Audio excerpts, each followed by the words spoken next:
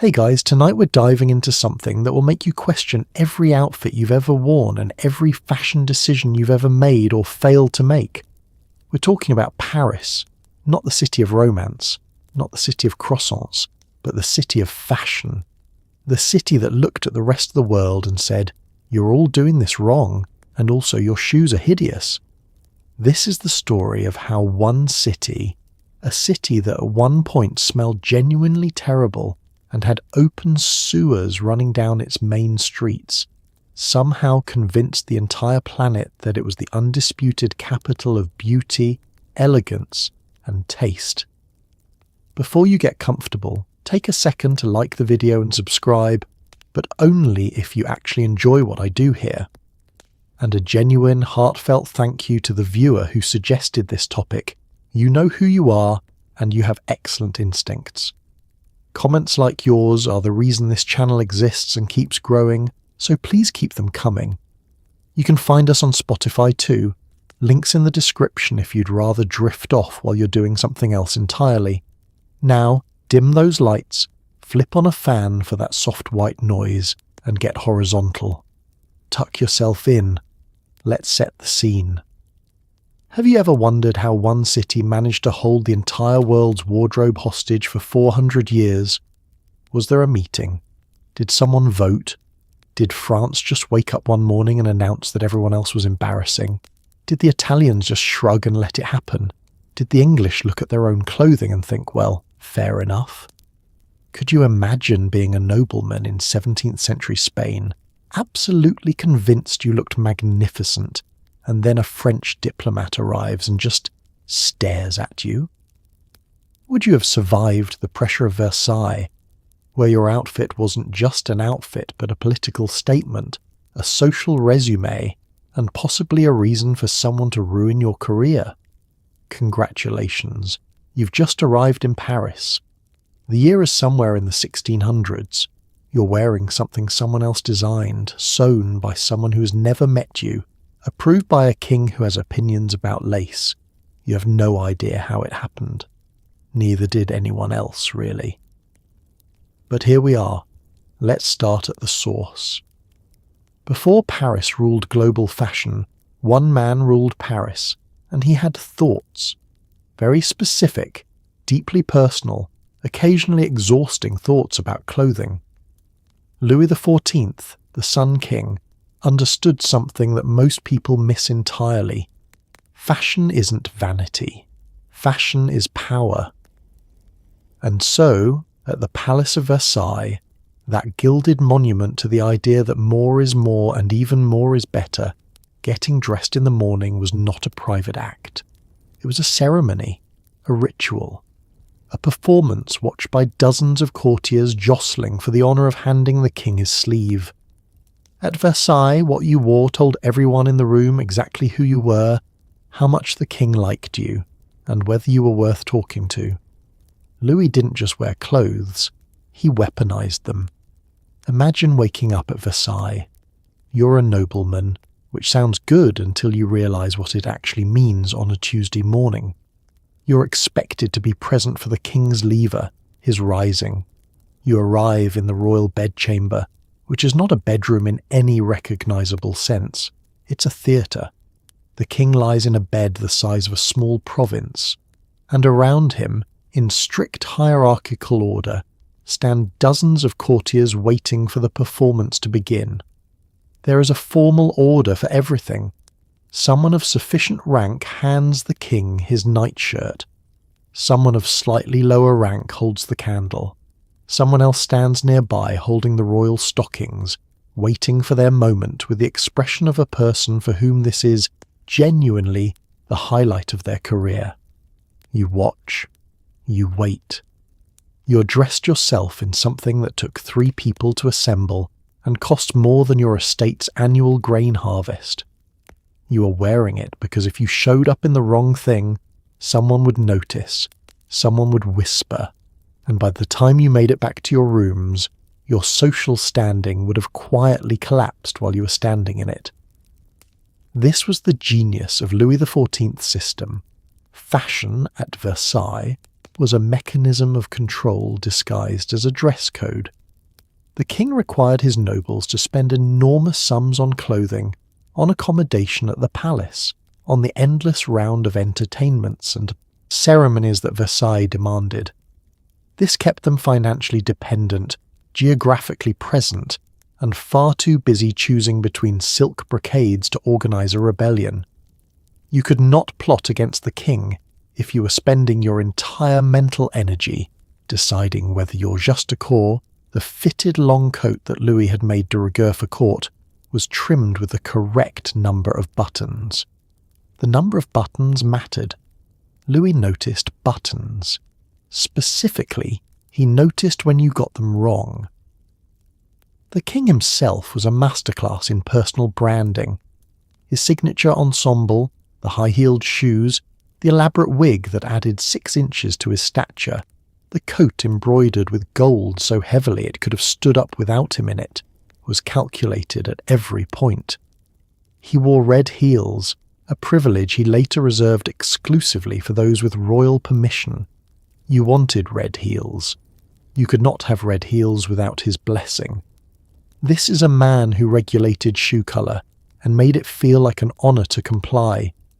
Marketing departments 3 centuries later are still trying to achieve something comparable. The ladies of the court had their own version of this performance, no less demanding and considerably more structurally complicated. The grand habit, the formal court dress required for official occasions, involved a boned bodice, a trained skirt, a low neckline regardless of season or personal preference, and a weight that made walking a feat of quiet athleticism. Women learned to navigate doorways, staircases and marble floors in these constructions with an expression of serene composure that took years to perfect. To look comfortable in a grand habit was itself a status symbol. It meant you'd been doing this long enough not to wince. Versailles didn't just influence fashion. It created the idea that what you wore was a public statement of your place in the world, a concept so thoroughly embedded in Western culture that it hasn't gone away. The next time you spend an unreasonable amount of time staring into your wardrobe before a job interview or a first date, wondering whether the wrong choice will cost you something important, you're participating in a tradition that Louis XIV spent 50 years carefully constructing. He would be pleased to know it lasted. He would also probably have notes about your collar. Louis XIV was 5'4", wore heels to compensate, and somehow made heels fashionable for everyone in Europe for the next century. This tells you almost everything you need to know about the man. Born in 1638, Louis came to power in a France that was fractured, war-scarred, and broadly unglamorous. What he built instead, through architecture, art, ceremony, and an almost supernatural obsession with appearance, was a France that the rest of the world couldn't stop staring at. He established the silk industries at Milan, created royal manufacturers for lace and tapestries, and turned Versailles into the most influential stage in the Western world. Every monarch in Europe started dressing like a pale imitation of him within a generation. He didn't ask permission.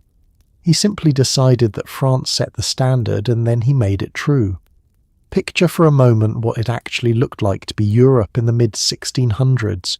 You've got England, which is recovering from a civil war and hasn't quite found its aesthetic footing. You've got the German states, which are exhausted from 30 years of fighting each other.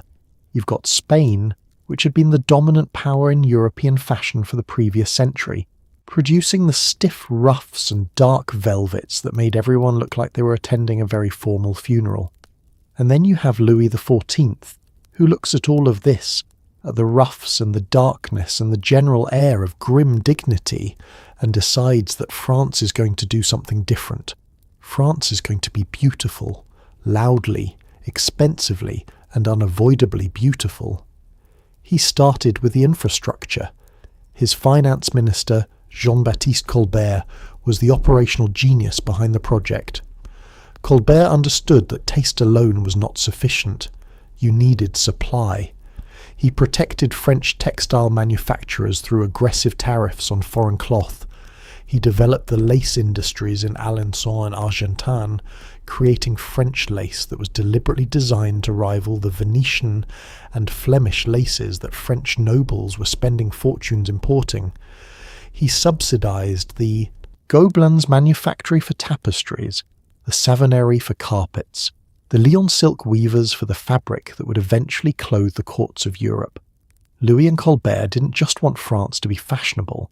They wanted France to own the means of fashion production, which is an entirely different and considerably more profitable thing.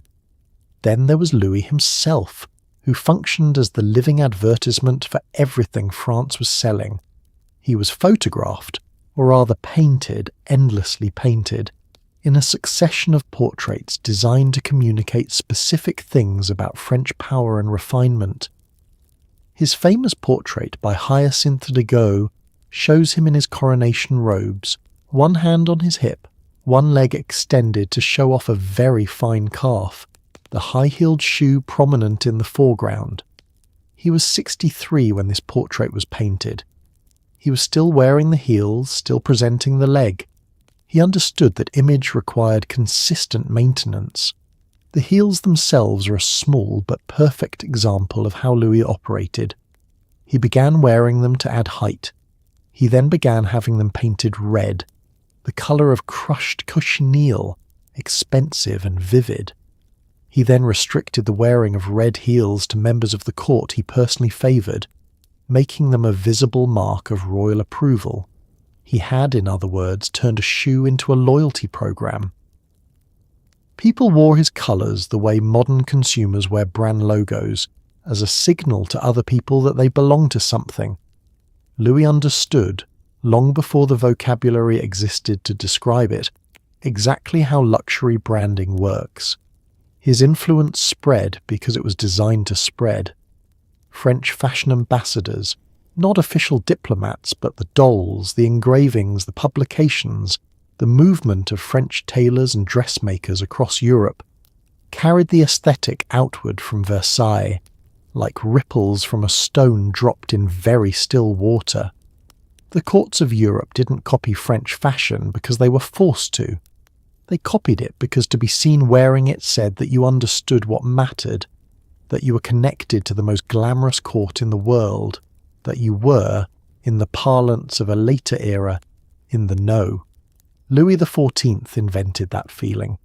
He also invented the French fashion industry, the concept of seasonal trends, and the idea that the right shoes can change a room. The Sun King had very strong feelings about shoes. There is a woman you've probably never heard of who was, for a brief and spectacular period, the most powerful person in Marie Antoinette's life, and possibly the most influential woman in Europe. Her name was Rose Bertin. She was not aristocratic, she was not titled. She was a dressmaker from a provincial town who walked into the most dangerous court in France and somehow made herself indispensable to the Queen. Marie Antoinette called her the Minister of Fashion. Other courtiers resented her fiercely because Bertin had access that they did not, access to the Queen's tastes, her moods, her confidence. Bertin understood that dressing someone is an intimate act, and she used that intimacy with extraordinary shrewdness. She didn't just make gowns, she built an identity. And the identity she built would, somewhat catastrophically, help bring a monarchy down. Rose Bertin arrived in Paris in the 1760s, which is the fashion equivalent of arriving in Silicon Valley in the 1990s. The timing, if you could pull it off, was extraordinary. She opened a shop on the Rue Saint-Honoré, the commercial artery that has housed luxury fashion ever since, and quickly built a reputation for hats and trimmings of an inventiveness that Paris found irresistible. She had an eye, a boldness, and what can only be described as a talent for being noticed by exactly the right people. The right people in this case was the Princesse de Conti, who mentioned her to someone who mentioned her to someone else, and eventually in the early 1770s Bertin was summoned to Versailles to meet the Dauphine, to meet Marie Antoinette. The relationship that developed was, by the standards of the time, astonishing. Bertin attended the Queen privately, which meant bypassing the elaborate hierarchy of court ladies who normally controlled access to the royal person. She came twice a week, sometimes more. She and Marie Antoinette would spend hours together going through fabric samples, discussing trimmings, planning the outfits that would be worn at the endless ceremonies of court life. The Queen trusted her, the Queen listened to her, the Queen laughed with her, and the aristocrats watching this relationship with barely concealed fury were not wrong to notice that a common-born milliner was exercising a degree of influence over the Queen of France that they, despite their titles and their centuries of noble lineage, absolutely did not have. Bertin understood what she was building. She charged extraordinary prices. The bills she sent to Versailles are still readable today, and they are by any measure impressive, and she used her royal association to build a clientele that extended across Europe. Queens, princesses and aristocrats from foreign courts ordered from her. She was, in the modern sense, a brand. The brand was Parisian fashion, and she was one of its first human embodiments. The creation she made for Marie Antoinette pushed height, literally, to its absolute limits. The poof hairstyle, which Bertin helped develop with the Queen's hairdresser Leonard, involved constructing a framework of wire and padding on top of the natural hair and then building upward. Flowers, feathers, ribbons, and in some celebrated cases, small decorative scenes, a ship in full sail, a pastoral landscape, a tribute to a recent military victory. These structures could reach 3 feet above the head. Doorways were a known hazard. Carriages required advanced planning. The Queen wore them to court events, and the court copied her, and the engravings of these hairstyles spread across Europe, and everyone who saw them understood that Paris was operating in a register that no one else was even attempting. When the Revolution came, Bertin had the considerable good sense to leave France while leaving was still an option. She spent the revolutionary years working from London and other European capitals, dressing the emigrant aristocracy in exile. She died in 1813, not famous in the way that later fashion designers would become famous, but foundational to the model they would inherit, the designer as intimate, as confidant, as the person who translates who you want to be into what you actually wear. Every designer who has ever had a close relationship with a famous client is working, whether they know it or not, in Rose Bertin's tradition. Before Paris could dress the world, it had to make the fabric, and that project started not in Paris at all, but in Lyon, a city 200 miles to the southeast, sitting quietly on the banks of the Rhône, doing something extraordinary with thread. The lion silk industry, established and aggressively protected by French kings from the 16th century onward, became the manufacturing backbone of everything elegant that came out of France for the next 300 years. Louis XIV's finance minister, Jean-Baptiste Colbert, understood that France couldn't just have a reputation for taste. It had to dominate production. He banned foreign fabrics at court. He subsidized French looms. He sent spies to Italy to steal techniques, and he turned Lyon into the textile capital of the world, producing silk so fine and brocade so intricate that foreign buyers would cross continents to acquire them. Fashion empires need supply chains. France built the most ruthless one in history. To understand what Lyon meant to French fashion, it helps to understand what silk meant to the world before synthetic fabrics existed. Silk was not just a material, it was a category of civilization. To wear silk was to announce that you could afford something produced at the far end of the world's longest trade route, something requiring the labour of thousands of silkworms, weavers and dyers, something that fell against the body with a weight and luminosity that no other fabric could replicate. If wool was the fabric of survival, and linen was the fabric of the everyday, silk was the fabric of aspiration. and France, by the 1700s, controlled more of Europe's silk production than any other country on the continent. The looms of Lyon produced something called brocade, a woven silk in which the pattern is built directly into the fabric rather than printed or embroidered onto the surface. The designs were extraordinary: flowers, birds, geometric patterns, mythological scenes, all woven in silk threads of multiple colours and often accented with gold or silver metallic thread. A single piece of lion brocade could take months to produce.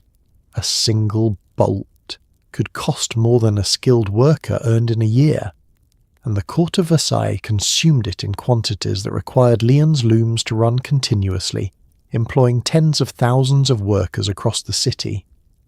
Kolber's contribution was not simply to encourage this industry, but to protect it with the ferocity of someone who understood exactly what was at stake. He implemented strict quality controls, requiring lion silk merchants to meet standards enforced by the Crown's inspectors.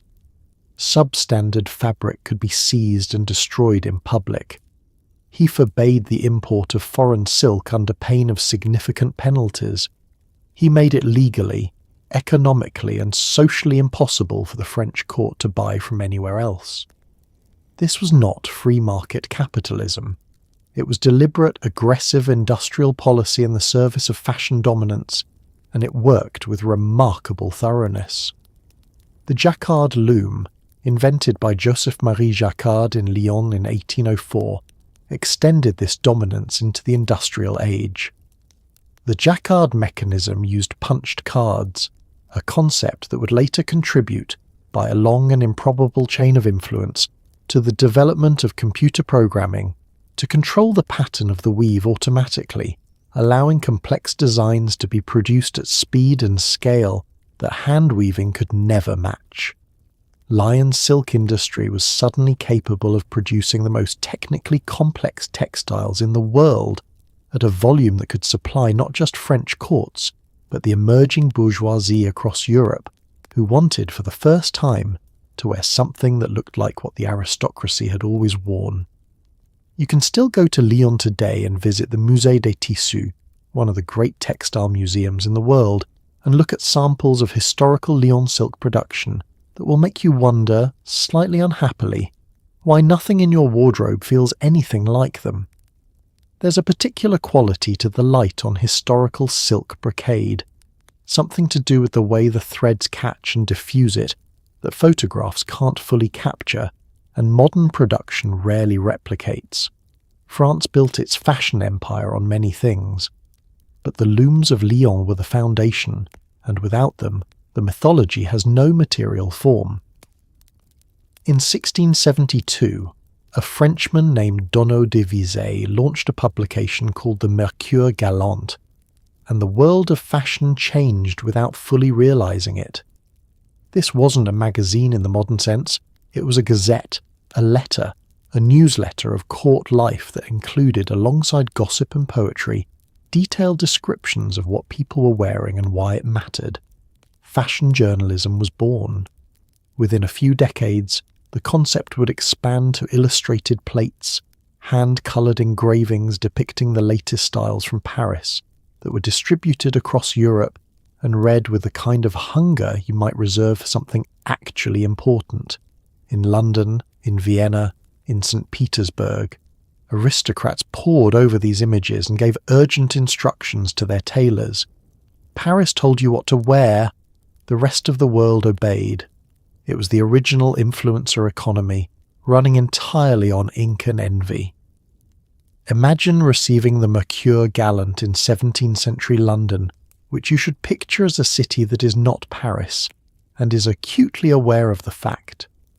The publication arrives, and you open it, and there are the descriptions of what the ladies and gentlemen at Versailles are currently wearing, the sleeve length, the trim, the colour, and here is where the Mercure does something genuinely clever, because Parisian fashion in this period generated an industry of colour names designed to communicate not just hue, but feeling, aspiration, and an understanding of what was currently happening at the most important court in the world. The colours weren't blue and green and red.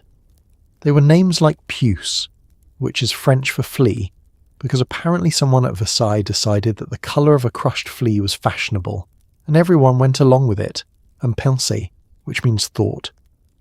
There was a colour called couleur de roi, the king's colour. There was one memorably called super étouffé, the stifled sigh. You read this and you give your tailor instructions and he does his best. Because what you are really purchasing is the feeling that you are connected to something that is happening 4 days hard riding away and involves people considerably more glamorous than anyone you have ever met. The fashion plates that developed from this tradition in the later 1700s were miniature works of art, engravings showing elegantly posed figures wearing the latest Parisian styles, printed on good paper, hand-coloured by armies of colourists working in workshops across the city. The Cabinet de Mode, launched in 1785, was perhaps the first publication dedicated almost entirely to fashion coverage, appearing twice monthly with new plates and detailed descriptions. It was read by everyone who could afford it and borrowed by everyone who couldn't. What these publications did, beyond the obvious function of showing people what to wear, was construct the idea of Paris as a place that was perpetually, reliably, inevitably ahead. Paris was always where fashion was. Fashion was always coming from Paris. To read a Paris fashion publication was to look slightly into the future, to see what would be fashionable before it became fashionable near you. This temporal advantage was enormously valuable. It meant that to be well dressed anywhere in Europe was, in some sense, to be connected to Paris. And to be connected to Paris was to be connected to civilization's leading edge. The magazines didn't just describe fashion. They sold the idea that fashion had a centre, that the centre was Paris, and that everything else was the provinces.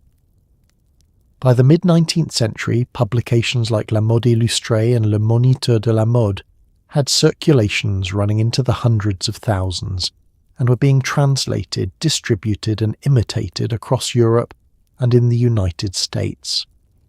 The templates they established, the editorial fashion image, the seasonal narrative, the authoritative tone that implies everyone already knows this, and you're simply being reminded, are still operative in every fashion magazine published today. Someone somewhere is currently flipping through a glossy magazine and feeling the same essential feeling that a nobleman in Georgian London felt reading the Mercure Galant, a combination of desire, inadequacy, and the nagging conviction that somewhere other people are dressing considerably better than you are. Donneau de Visay invented that feeling and built a publishing model around it. He was, in retrospect, ahead of his time. Before fashion plates, before magazines, before the internet, Paris had an even more charming method of spreading its aesthetic dominance across Europe. It sent dolls, not toys, fashion dolls, tiny, exquisitely dressed mannequins made to precise scale, wearing miniature versions of the latest Parisian styles, complete with correct fabrics, trimmings and accessories. These dolls, called Pandoras, were made in 2 sizes, one for formal court dress, one for casual wear, and shipped to dressmakers, aristocrats, and anyone who could afford them from London to Moscow. The English Channel would pause for wars. It would not pause for fashion dolls. By tradition, even during armed conflict between France and England, safe passage was granted to the dolls. The French found this arrangement entirely reasonable. The English, who were receiving the dolls and quietly copying everything on them, apparently agreed. Think for a moment about what it took to communicate a complex visual idea across international distances before photography, before rapid printing, before anything faster than a horse. You're a dressmaker in Edinburgh or Amsterdam or Madrid. You have clients who want to wear what Paris is wearing, but Paris is not here. Paris is there, across mountains and seas, doing things you cannot see. You have the fashion plates, the engravings, which are helpful but flat. They show you the silhouette, they suggest the trim, but they cannot tell you the precise weight of the sleeve, or exactly how the back of the bodice is constructed, or the particular way the skirt falls at the hem. You need the object, you need the thing itself. And so Paris sends you a doll. The Pandoras, named after the mythological figure whose box contained the ills of the world, which feels thematically appropriate for something that caused this much consumer anxiety across a continent, were produced with extraordinary care. The dolls themselves were typically made of wood or wax, jointed to allow positioning, and approximately 18 inches tall for the Grande Pandore showing formal dress, and smaller for the Petite Pandore showing undress or indoor wear. The clothes on them were made to the same standards as full-scale garments: real silk, real lace, real embroidery, real accessories including shoes, gloves, hairstyles, and the correct undergarments in the correct layering order. They were, in effect, three-dimensional fashion editorials. Dressmakers in London, Amsterdam, and elsewhere would borrow these dolls from wealthy clients who had received them, or from the milliners and merchants who stocked them, and use them as pattern sources. You could take the doll's garment apart, study how it was constructed, note the proportions, and scale up to a full human body. You couldn't quite replicate the fabric if the original was a lion brocade produced on a specialised loom, but you could get close enough that your client felt the connection to Paris she was paying for. The doll had done its diplomatic work. The detail of the safe passage during wartime is worth dwelling on, because it is, by any measure, one of the more remarkable footnotes in the history of international relations. The story, repeated in fashion histories with varying degrees of sourcing, holds that French fashion dolls were granted free passage through hostile territory during the wars of Louis XIV's reign and possibly later. Whether this was a formal arrangement or a practical accommodation by commanders on both sides who understood the secondary market value is unclear. What it tells us, regardless, is something about how seriously this information transfer was taken. Fashion intelligence had a status roughly equivalent in peacetime terms to diplomatic communication. The dolls carried knowledge. Knowledge was currency. And France, which was producing the knowledge, controlled the currency. The Pandora tradition faded in the later 18th century as fashion plates became more detailed and more rapidly distributed. But before they faded, they established something important: the idea that Parisian fashion was a physical reality that needed to be touched and held to be fully understood, that it had a weight and texture and precision that representation alone couldn't convey. That idea never went away.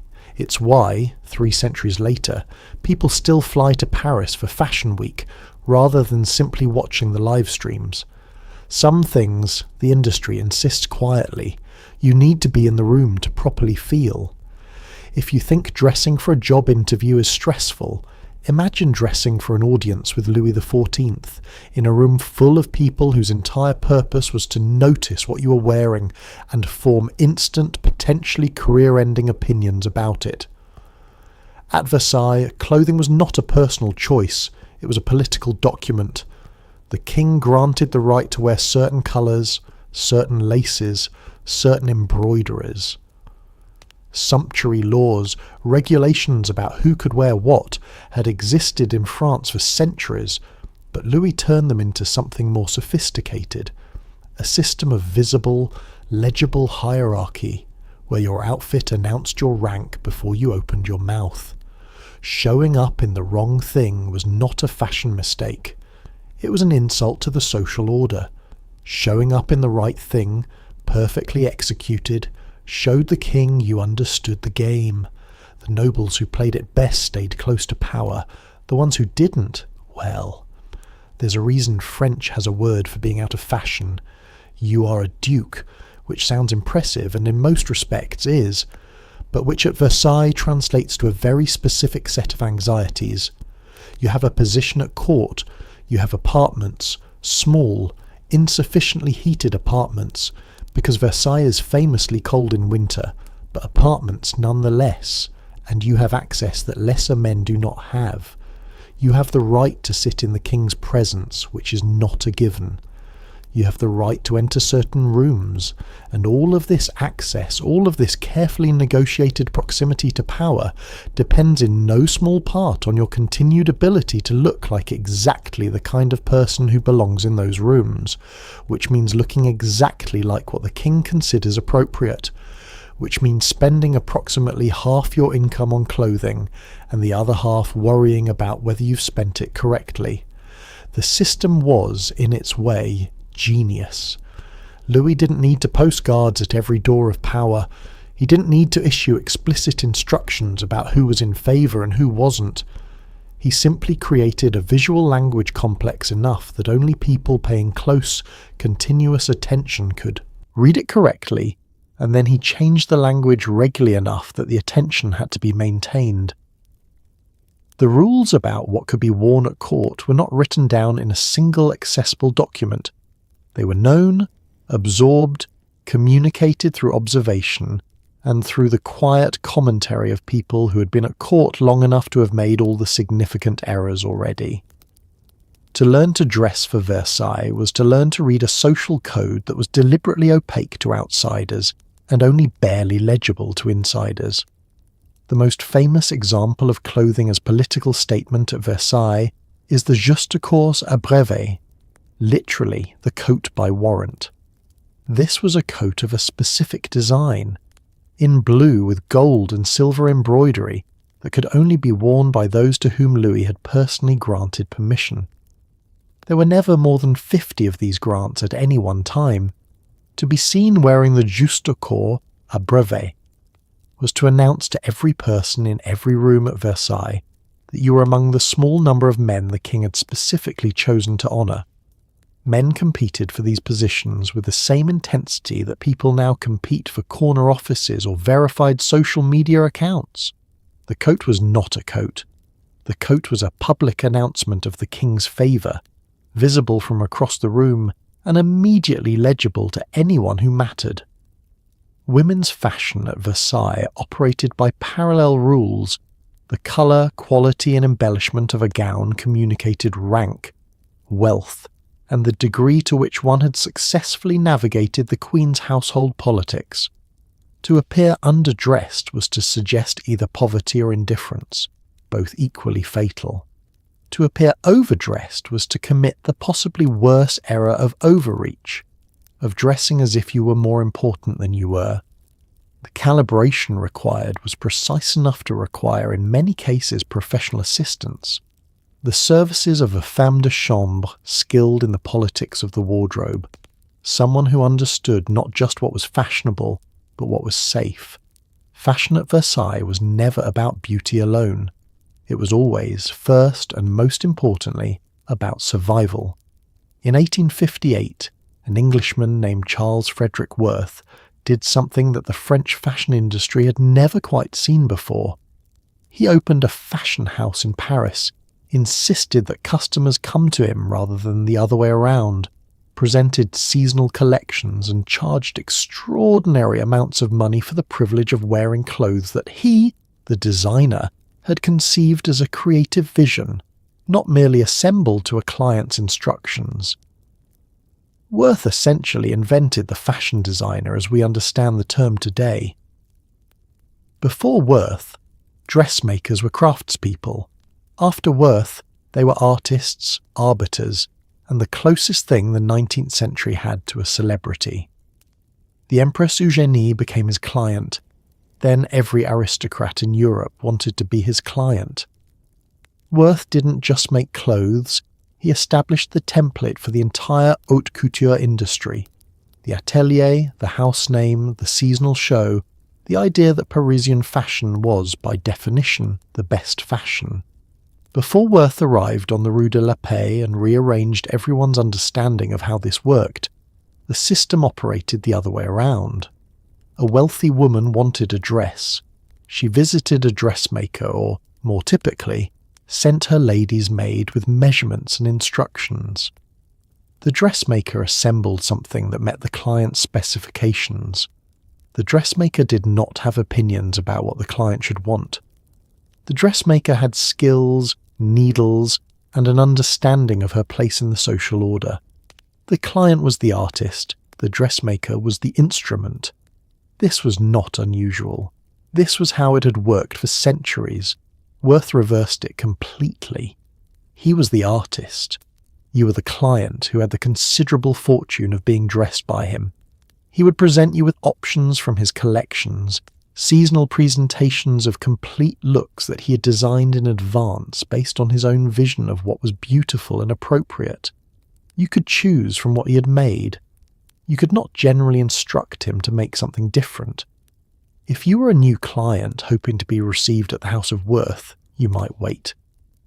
Worth had opinions about whom he dressed. He was selective in the way that only people operating from genuine confidence or extraordinary commercial shrewdness, in his case, both, can afford to be. The Empress Eugénie, wife of Napoleon III, became his most important early client, which was the endorsement that changed everything. The Second Empire Court of Paris was the most watched in Europe in the 1850s and 60s, and Eugénie was its most visible fashion figure. When Worth dressed her, he was not simply making a beautiful gown for one woman. He was dressing the public face of the French state, creating the visual narrative of an empire in a series of garments that would be described, copied, and adapted across Europe within months. Worth understood this leverage and used it with considerable sophistication. He also helped eliminate the crinoline, the cage structure that had been making women's skirts into architectural events for the previous decade, and introduced the bustle, which shifted the volume to the back of the skirt and created the distinctive silhouette of the 1870s and 80s. The label inside a Worth gown said Charles Frederick Worth, which sounds obvious but was at the time genuinely revolutionary. Clothes, before Worth, did not have designer labels. There was no concept of a house name as a guarantor of quality, taste, and status. Worth changed this by making his name the thing you were buying as much as the dress itself. His label meant that the dress had been conceived by someone with a specific aesthetic vision, produced in his atelier to his standards, and approved by him before it left the building. Buying a Worth gown meant buying access to that name, that vision, and the social positioning that came with it. He invented, in other words, the designer brand, and he did it in Paris, which meant that the template he created became permanently associated with the city. Haute couture as an industry and an idea is Charles Frederick Worth's longest-lasting garment. Marie Antoinette arrived in France at 14 years old, knew no one, spoke French with an accent, and was immediately handed the most scrutinized wardrobe in Europe. She handled this situation by spending a frankly historic amount of money on clothing, developing a friendship with Rose Bertin that scandalized the court, and wearing hairstyles so tall they occasionally had to be lowered to fit through doorways. The French public, struggling with bread prices and taxation, watched her spend and found it less amusing by the year. Her fashion became a political symbol, first of royal excess, then of everything wrong with the Ancien Regime. Pamphlets mocked her outfits. Caricaturists had a field day. When she went to the guillotine in 1793, she wore a plain white dress, a final, deliberate act of composed dignity from a woman who had spent her reign learning, too late, that what you wear is never just about what you wear. Arriving at Versailles as the new Dauphine, Marie Antoinette found herself inside a machine she had not been adequately prepared for. The Austrian court from which she came had its ceremonies and its requirements, but Versailles operated on a different scale of ritualized performance entirely. Every morning she was dressed by a hierarchy of ladies-in-waiting, according to a protocol of almost hallucinatory rigidity. The lady of the highest rank present had the honour of handing the Dauphine her chemise. If a lady of higher rank entered the room while this was in progress, the chemise had to be passed up the chain.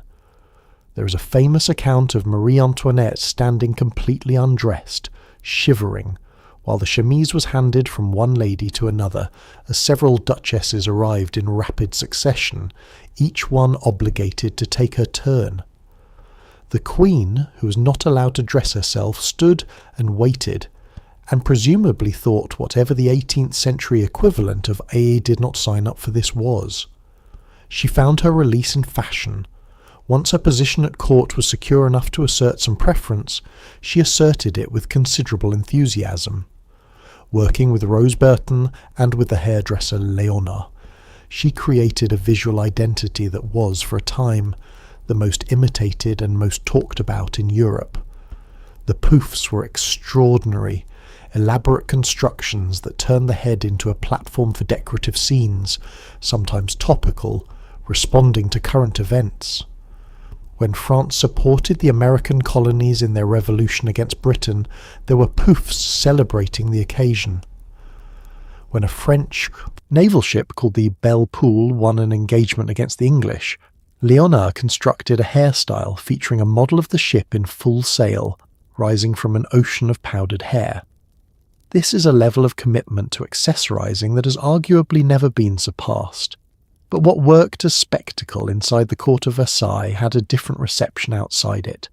France in the 1780s was financially strained, taxed heavily, and increasingly short on the kind of food that isn't bread. The Queen's spending on her wardrobe, estimated at roughly 1.5 million livres over the decade, became a target for the political discontent that had no other outlet. Pamphlets began circulating calling her Madame Deficit. The caricatures grew increasingly savage. Her fashion, her spending, her Austrian origins, and her association with a court that appeared indifferent to popular suffering were assembled into a narrative of royal failure that the revolutionary press refined into a weapon. She was not the cause of France's financial crisis. That was far more structural and far more the responsibility of people with considerably more power than a queen who bought too many gowns. But she was the most visible symbol of it, and visibility in a revolution is dangerous. The white dress she wore to her execution has been analysed extensively and interpreted as a conscious final statement, a deliberate simplicity that recalled the white mourning dress she had worn at the deaths of her children, a refusal to be reduced below a certain dignity, a last act of authorship over her own image. Whether she planned it or simply had nothing else, it has become one of the most discussed garments in history. The absence of everything she'd been known for, worn by a woman who had learned at the cost of everything exactly what fashion could and could not protect you from. It could make you visible, it could not make you untouchable. She learned the distinction rather more definitively than most. The French Revolution didn't just end a monarchy. It burned the entire visual language of the Ancien Regime to the ground, and then stood in the ashes trying to figure out what to wear instead. Powder wigs went out overnight. Silk knee breeches, culottes, became so associated with aristocracy that the revolutionary working class named themselves the sans-culottes, the without trousers people, in deliberate contrast. Tricolour cockades appeared on hats. Rough linen replaced silk. Plain wool replaced brocade. For a brief, disorienting period, Paris, the city that had spent a century telling the world how to dress, was actively trying to look like it hadn't been. The fashion industry nearly collapsed. Dressmakers fled. Fabric suppliers shuttered. And then, with remarkable speed, the pendulum swung back. Because it turned out that even revolutionaries wanted to look good. And Paris, it seemed, couldn't help itself. Consider the peculiar situation of the French dressmaking and textile trades in the early 1790s. For the previous 100 years, the entire industry had been organised around a single, reliable source of demand. The aristocracy and the aspirational bourgeoisie who dressed in imitation of them. The court at Versailles consumed luxury fabric, lace, embroidery, powder, and accessories in quantities that employed tens of thousands of workers across France. Then, in the space of a few years, the court ceased to exist. The aristocracy was either dead, imprisoned, or in exile in London and Vienna, where they spent their time missing France and wearing their remaining good clothes very carefully. The market for silk brocade and Alençon lace had not exactly dried up. It had been decapitated, which is its own kind of thorough. The visual politics of the revolution were fiercely contested. The tricolour cockade, the red, white and blue rosette that appeared on hats across Paris from 1789 onward, became compulsory in 1792. Not wearing one was, in the atmosphere of the Terror, a statement of political allegiance that you did not want to make inadvertently. The Phrygian cap, the soft red bonnet that referenced both ancient liberty and the sans-culotte movement, became a symbol of revolutionary solidarity. There were always committees in the revolution that debated what a properly republican wardrobe should look like, whether fashion itself was a monarchist indulgence, and whether a good citizen should care about clothing at all. The painter Jacques-Louis David, who had considerable influence over revolutionary aesthetic culture, designed a uniform for citizens of the Republic that was tested at a public event and then never actually adopted, which tells you something about the limits of official taste, even in a revolutionary state. What actually happened to Parisian fashion was stranger and more characteristically French than any committee could have designed. By the mid-1790s, as the Terror ended and the Directoire period began, fashion rebounded with an energy that suggested it had been storing the impulse under considerable pressure. Young women called the merveilleuses, the marvellous ones, appeared in Paris wearing diaphanous white muslin dresses inspired by ancient Greece, so sheer as to be effectively transparent by the standards of anything that had preceded them, dampened, according to some accounts, to make them cling more faithfully to the body.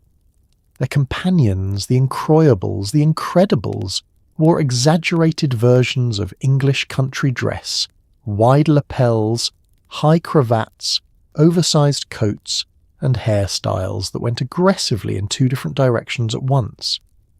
It was a fashion movement that was simultaneously a reaction against the austerity of the revolution, a statement of survival, and a very determined insistence on the right to be ridiculous. Paris, in other words, was back. Napoleon Bonaparte was not, by most accounts, a natural style icon. He was short, frequently dishevelled, and reportedly indifferent to his own wardrobe to the point of negligence. He wore the same grey overcoat for so long that it became the most recognisable garment in Europe. And yet Napoleon, with the same systematic efficiency he applied to armies and legal codes, decided that French fashion needed to be revived and weaponised, and so he did exactly that. He made silk mandatory at court, a direct economic stimulus to the lion manufacturers. He revived the formal dress codes that the revolution had dismantled. He encouraged his wife Josephine, and later Marie-Louise, to become visible patrons of Parisian designers. He understood that French fashion was a diplomatic and economic asset, and he treated it accordingly. The industry that limped out of the revolution walked back into the 19th century wearing considerably better shoes. The problem Napoleon inherited was not subtle. The Revolutionary and Napoleonic Wars had devastated the French luxury trades. The Lyon silk manufacturers, who had employed tens of thousands before 1789, were operating at a fraction of their previous capacity. The lace makers, the embroiderers, the glove makers, the milliners, the entire ecosystem of skilled workers that had made Paris the undisputed centre of European fashion, had either scattered, retrained, or died. The client base that had sustained them, the aristocracy and the court, had been destroyed as a class, and the new ruling class, the revolutionary bureaucrats, the military men, the provincial lawyers who now found themselves running a European empire had not yet developed the habits of conspicuous consumption that their predecessors had refined over generations. They needed, in short, to be told what to do. Napoleon told them. His most direct intervention was the ban on foreign textiles at court, echoing Colbert's strategy from a century earlier. Silk from outside France was prohibited at official functions. This was not a suggestion. Napoleon was not a man who made suggestions.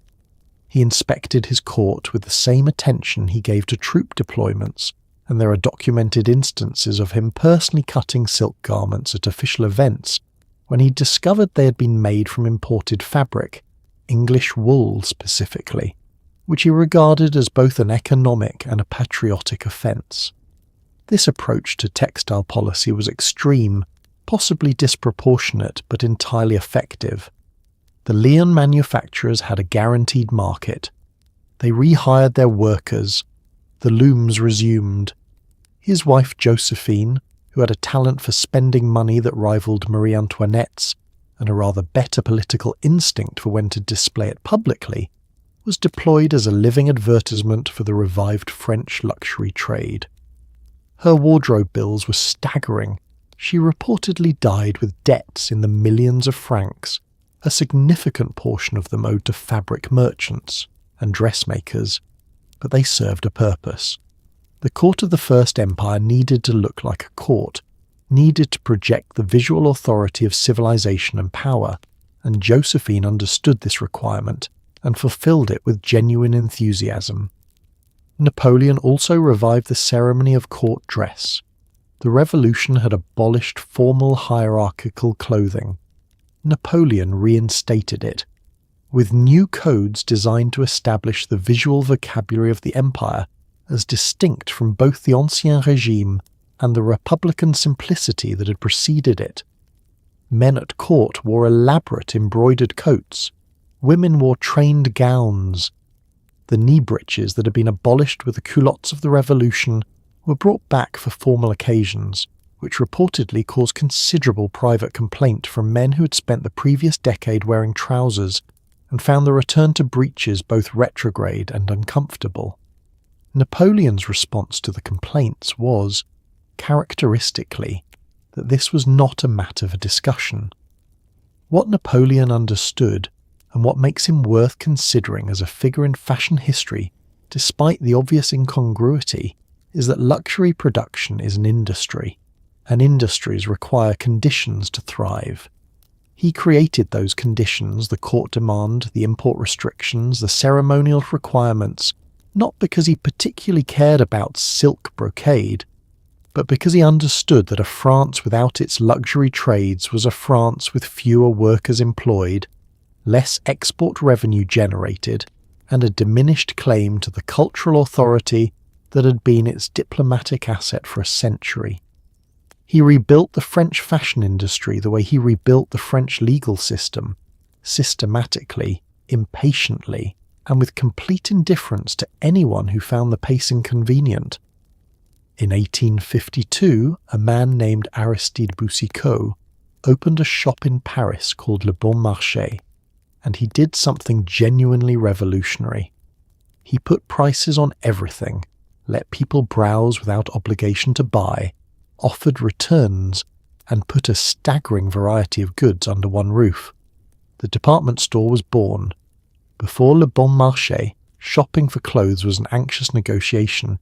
You went to a shopkeeper watched you, prices were fluid and haggled, and the experience was frankly uncomfortable for everyone involved. Boucicaut changed all of that. He made shopping pleasurable. He created the retail theatre of fixed prices, seasonal sales, and the intoxicating sense that you were surrounded by beautiful things that were, just barely, within reach. Paris had already been selling fashion to the world. Now it was selling the experience of shopping for fashion, and that turned out to be equally irresistible. Before Le Bon Marché, shopping in Paris was transactional in the least comfortable sense. You entered a small shop. The shopkeeper, who had spent years cultivating a sixth sense for the gap between what you could afford and what you hoped to pay assessed you in approximately 3 seconds. Prices were not displayed, because displayed prices would remove the shopkeeper's advantage. Everything was negotiated. To enter a shop was to enter a negotiation, and to leave without buying anything was a social awkwardness that required more confidence than most people possessed. You were watched. You were evaluated. You were, in some shops, expected to purchase something simply to justify the space you had occupied. It was exhausting. Boucicaut essentially abolished this entire experience and replaced it with something closer to leisure. The fixed price was the revolution. It sounds unremarkable now because it is how every retail experience in the modern world operates, which is precisely the measure of how completely Boucicaut's innovation won. When everything has a price tag, you can walk through a shop without committing to anything. You can look without buying. You can hold a dress against yourself, consider it, put it back, consider it again, walk away, come back the next day and find it still there at the same price. The anxiety of negotiation is replaced by the lower grade but far more sustainable anxiety of desire. The feeling of wanting things you can see clearly and almost afford. This feeling, it turned out, was commercially extraordinary. People came to Le Bon Marché not always to buy, but simply to be in the presence of beautiful things at knowable prices. And while they were there, being in that presence, they bought things. Boucicaut also understood the physical experience of the store as an environment worth designing. Le Bon Marché, when it was rebuilt in the 1860s and 70s, with the help of the engineer Gustave Eiffel, who had apparently not yet decided he was exclusively a tower person, became a cathedral of consumption. Soaring iron and glass atria, light flooding down from above, goods arranged to create visual abundance in every direction. To enter was to be surrounded by a curated version of the world in which everything was better than what you had come in wearing. The novelist Émile Zola, who used Le Bon Marché as the model for the fictional department store at the centre of his novel Au Bonheur des Dames, described the store as deliberately overwhelming, designed to disorient, to seduce, to make the visitor feel that surrender to purchasing was not a weakness, but a reasonable response to an extraordinary environment. Zola meant this as a critique. Boucicaut would have taken it as a compliment. The Grand Magasins, Le Bon Marché, Le Printemps, the Galerie Lafayette, the Samaritaine, that followed Boucicaut's template throughout the second half of the 19th century, transformed Paris into something it had not previously been in quite this way. A city you visited in order to shop.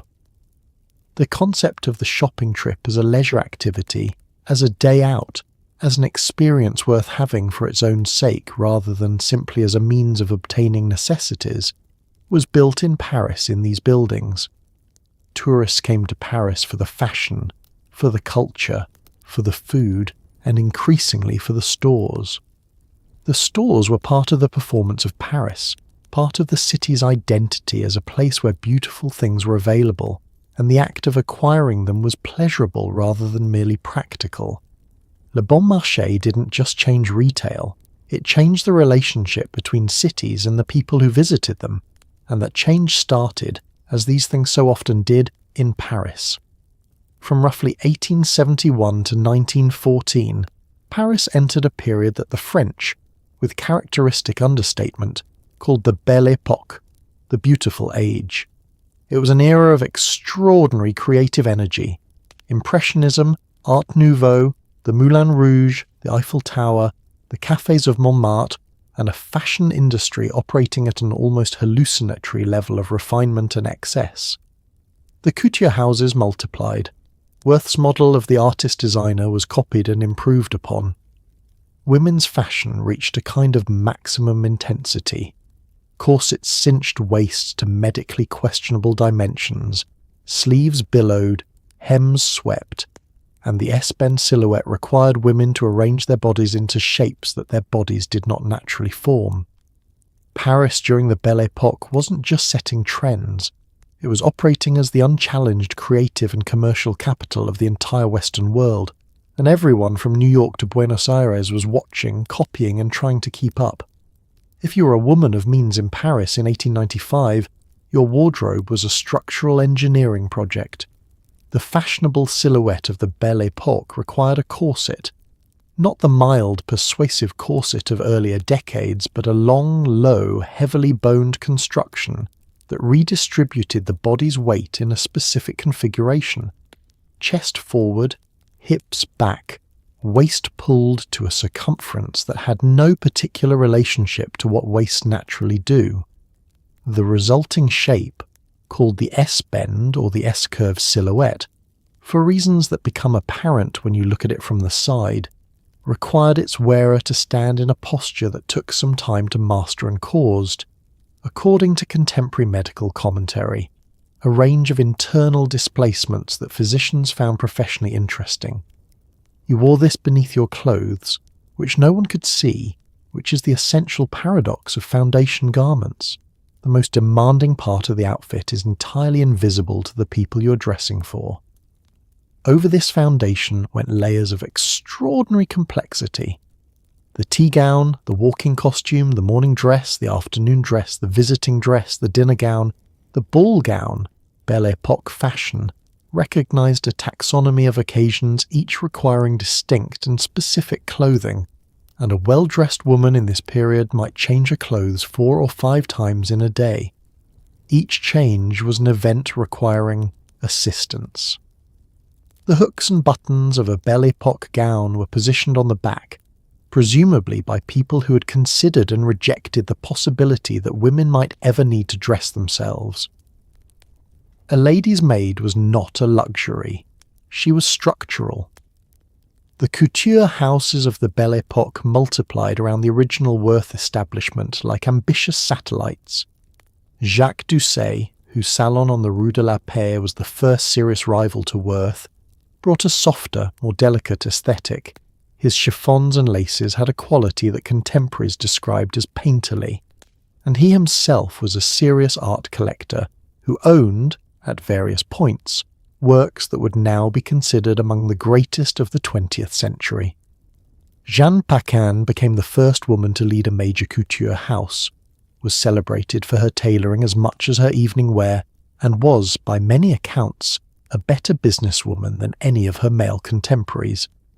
The industry was growing, professionalizing, and beginning to understand itself as an industry, rather than simply as a collection of individual ateliers. Outside the couture houses, the Belle Époque produced the poster art of Alphonse Mucha, whose sinuous, botanical, deeply decorative vision of womanhood spread across Paris on the walls of theatres and in the pages of illustrated magazines. It produced the Moulin Rouge, where the can-can transformed the display of the human leg from a social transgression into an entertainment. It produced the great department stores in their full architectural magnificence, the Opéra Garnier, the Universal Expositions of 1889 and 1900, at which Paris displayed itself to the world with the unashamed confidence of a city that knows it is being watched and has prepared accordingly. The Belle Époque was Paris performing Paris for a global audience, and the fashion was both the costume and the script. The curtain came down in 1914 when the war arrived and made the S-bend corset and the 5 daily costume changes seem, overnight, from a different century entirely. In the early 1900s, a Parisian designer named Paul Poiret looked at women's fashion, at the corsets, the bone structures, the carefully engineered confinement of the female body, and decided it was over. He wasn't asked to make this decision. He simply made it. Poiret's designs dispensed with the corset and replaced it with loose flowing silhouettes inspired by Orientalism, Japanese kimonos, ancient Greece, and his own considerable ego. Women could breathe. They could sit down without preparatory mental effort. They could, for the first time in decades, move without a supporting infrastructure. Poiret was celebrated, controversial, and wildly influential. He was also eventually overtaken by Coco Chanel, who had similar ideas about comfort but executed them with considerably more commercial genius and considerably less theatrical excess. Poiret died poor and largely forgotten. Paris, as always, moved on. Poiret arrived at fashion via an unusual route. He worked briefly for Worth's house, then for Doucet, and opened his own establishment in 1903, a small house that quickly became known for a dramatically different approach to the dressed female body. Where Belle Époque fashion had been about the architectural management of the body, Poiret was interested in the body beneath the architecture. He looked at the kimono, at ancient Greek dress, at the robes of Persia and the Ottoman Empire, and saw garments that worked with the body's natural lines rather than imposing a different set of lines over them. He began making clothes that fell from the shoulder rather than from a constructed waist, that moved rather than held, that trusted the body to be interesting without structural assistance. He was also, it must be said, a man of spectacular promotional instincts. He threw parties, elaborate, themed, legendary parties, that served simultaneously as social events and fashion showings. His most famous was the 1002nd Night Party of 1991, a Persian fantasy staged in his garden for which he required all 300 guests to arrive in costume. He provided the costumes for those who failed to provide their own, which meant that 300 people attended a Paul Poiret party wearing Paul Poiret designs, which were then described in every newspaper in Paris the following morning. This is the kind of marketing that earns the word genius, even from people who find the person deploying it insufferable. His collections drew on sources that European fashion had not previously engaged with seriously. The Ballets Russes, which arrived in Paris in 1909 with Diaghilev's extraordinary fusion of Russian folk art, modern painting and theatrical ambition, confirmed for Poirier and for the whole of Paris that the vocabulary of art could include Asian and Eastern references without condescension. Poiret's harem trousers, his turbaned silhouettes, his lampshade tunics were the fashion translation of this broader cultural moment, a Paris that was looking outside Europe for visual ideas and finding them enormously exciting. He was not, by modern standards, culturally unproblematic in how he used these sources, but in the context of 1910, he was doing something that genuinely changed what Parisian fashion looked like. What finished him, ultimately, was the war on Chanel. The First World War changed women's lives in ways that made Poiret's elaborate Orientalist fantasies feel like period pieces almost immediately. Women who had spent 4 years doing men's work in practical clothing did not return to theatrical complexity with enthusiasm, and Chanel, who had been building her house during the war years with jersey separates and simple shapes that made a virtue of their practicality, was positioned perfectly for the world that emerged in 1918. Poiret, who had freed women from the corset and then immediately put them in harem trousers and hobble skirts that restricted movement in different but equally effective ways, found himself on the wrong side of history's next turn. He had liberated the silhouette, but not quite the woman inside it. Chanel would finish the job.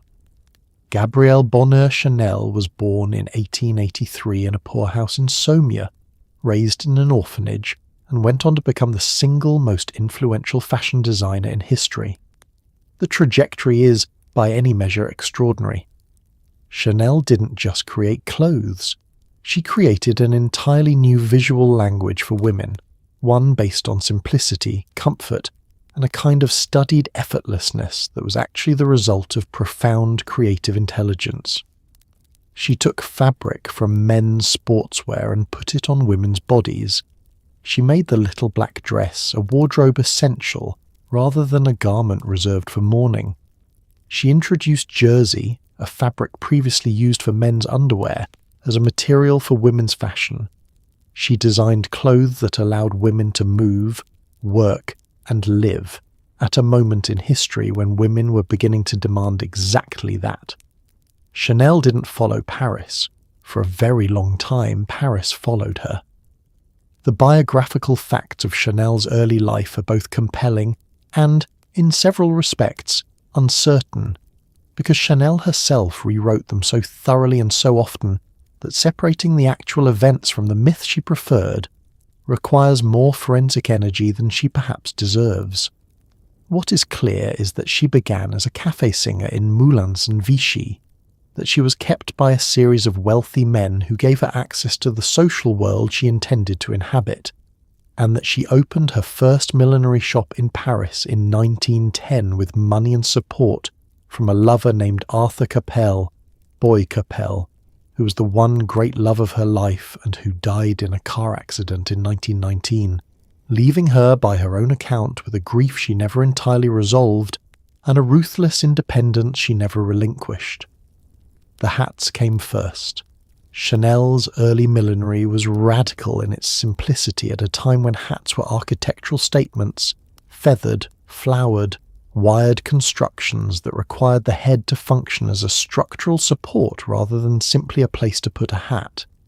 She made hats that looked like hats, worn simply, without the supporting scaffolding of elaborate decoration. Society women who wore them found themselves noticed for exactly the reason Chanel intended. They looked modern, unencumbered, and effortlessly chic in contrast to the women around them who looked, in comparison, like they were wearing a greenhouse. The jersey cardigan suits of the early 1920s were the garment that changed everything. Jersey, a knit fabric, soft, stretchy, previously confined to undergarments and sportswear, had never been used for women's fashion in any serious way. It had no structure, no stiffness, no claim to the formality that fashion was supposed to project. Chanel used it precisely because of these qualities. She made suits from jersey that moved with the body, that didn't require a corset to maintain their shape, that allowed the wearer to sit, stand, walk, and raise her arms without negotiating with her clothing first. The women who wore them felt, for the first time in their fashionable lives, entirely comfortable. This turned out to be addictive. The demand for more was immediate and sustained. The little black dress introduced in 1926 was the other transformation. Black in fashion had meant mourning, had meant death, absence, grief, the formal marking of loss. Chanel looked at black and saw elegance, simplicity, and the most useful colour in a working wardrobe, one that went with everything, suited every occasion, and required no colour coordination. American Vogue published a design in 1926 and called it Chanel's Ford, a reference to the Model T, the car that had made personal transport available to everyone. The implication was clear and correctly predictive. This was a design that would be produced in millions of versions at every price point, worn by women everywhere, for the rest of the century and beyond. Chanel didn't just make a dress, she made a category, and she made it in Paris, and it has not yet finished being made.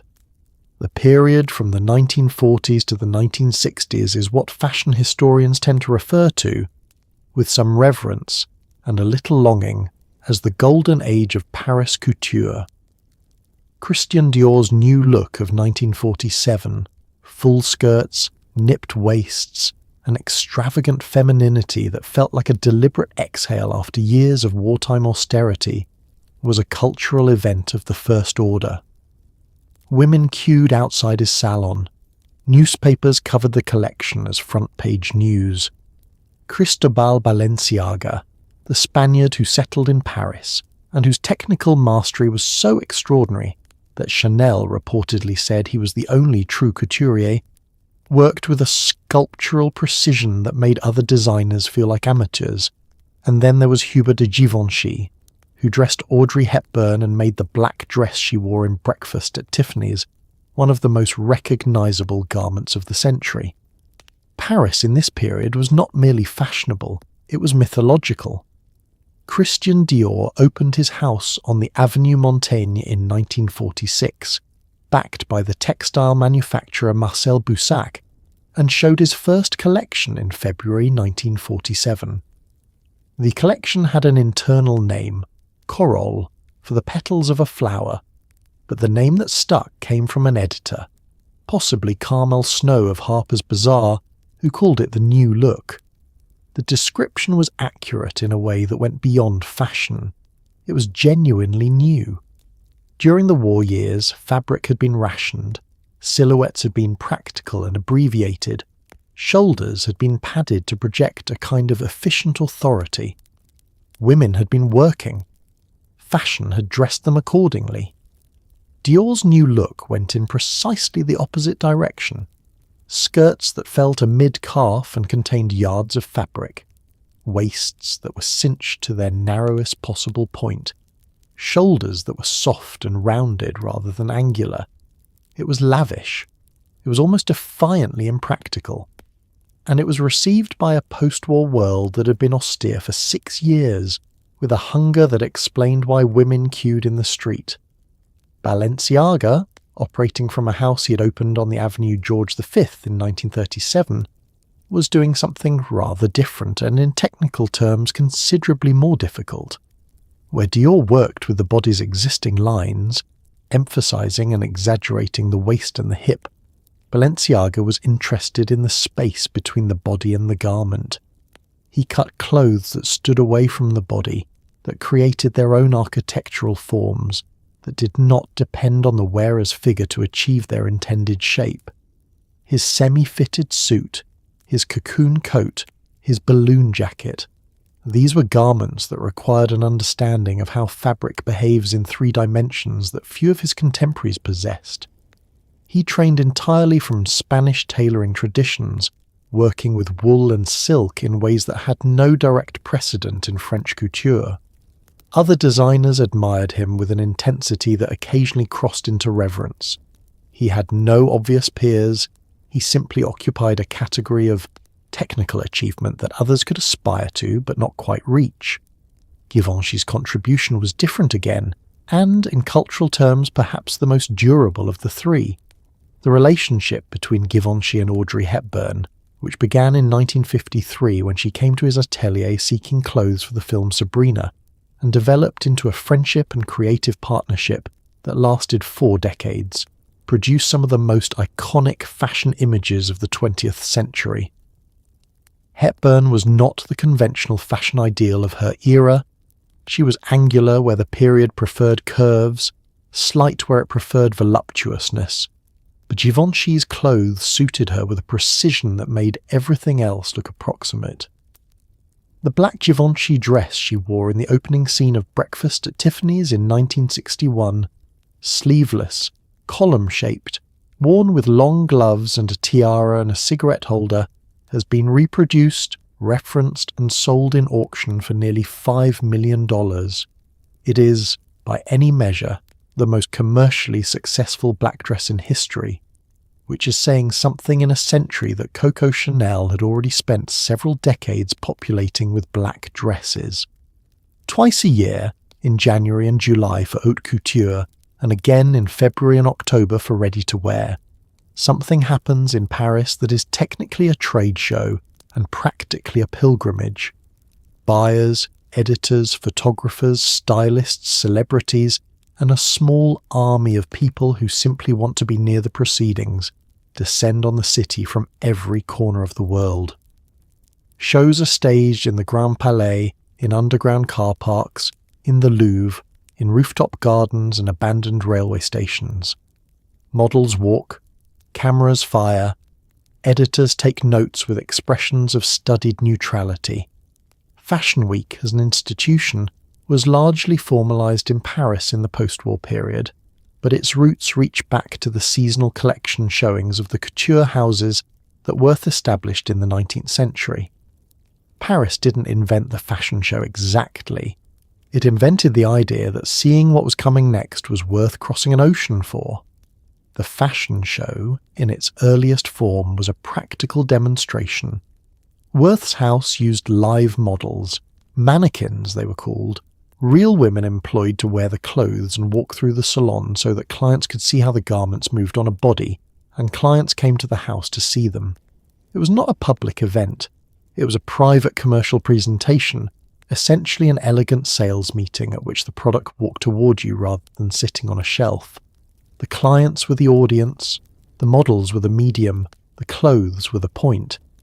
This remained broadly true of couture showings well into the 20th century.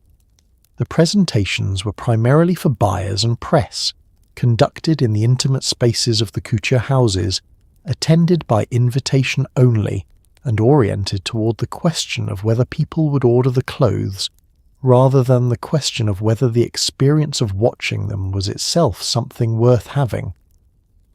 What transformed the fashion show into a theatrical event rather than a commercial presentation happened gradually, then suddenly in the post-war decades. Dior's early shows had the quality of events simply because the clothes themselves were events.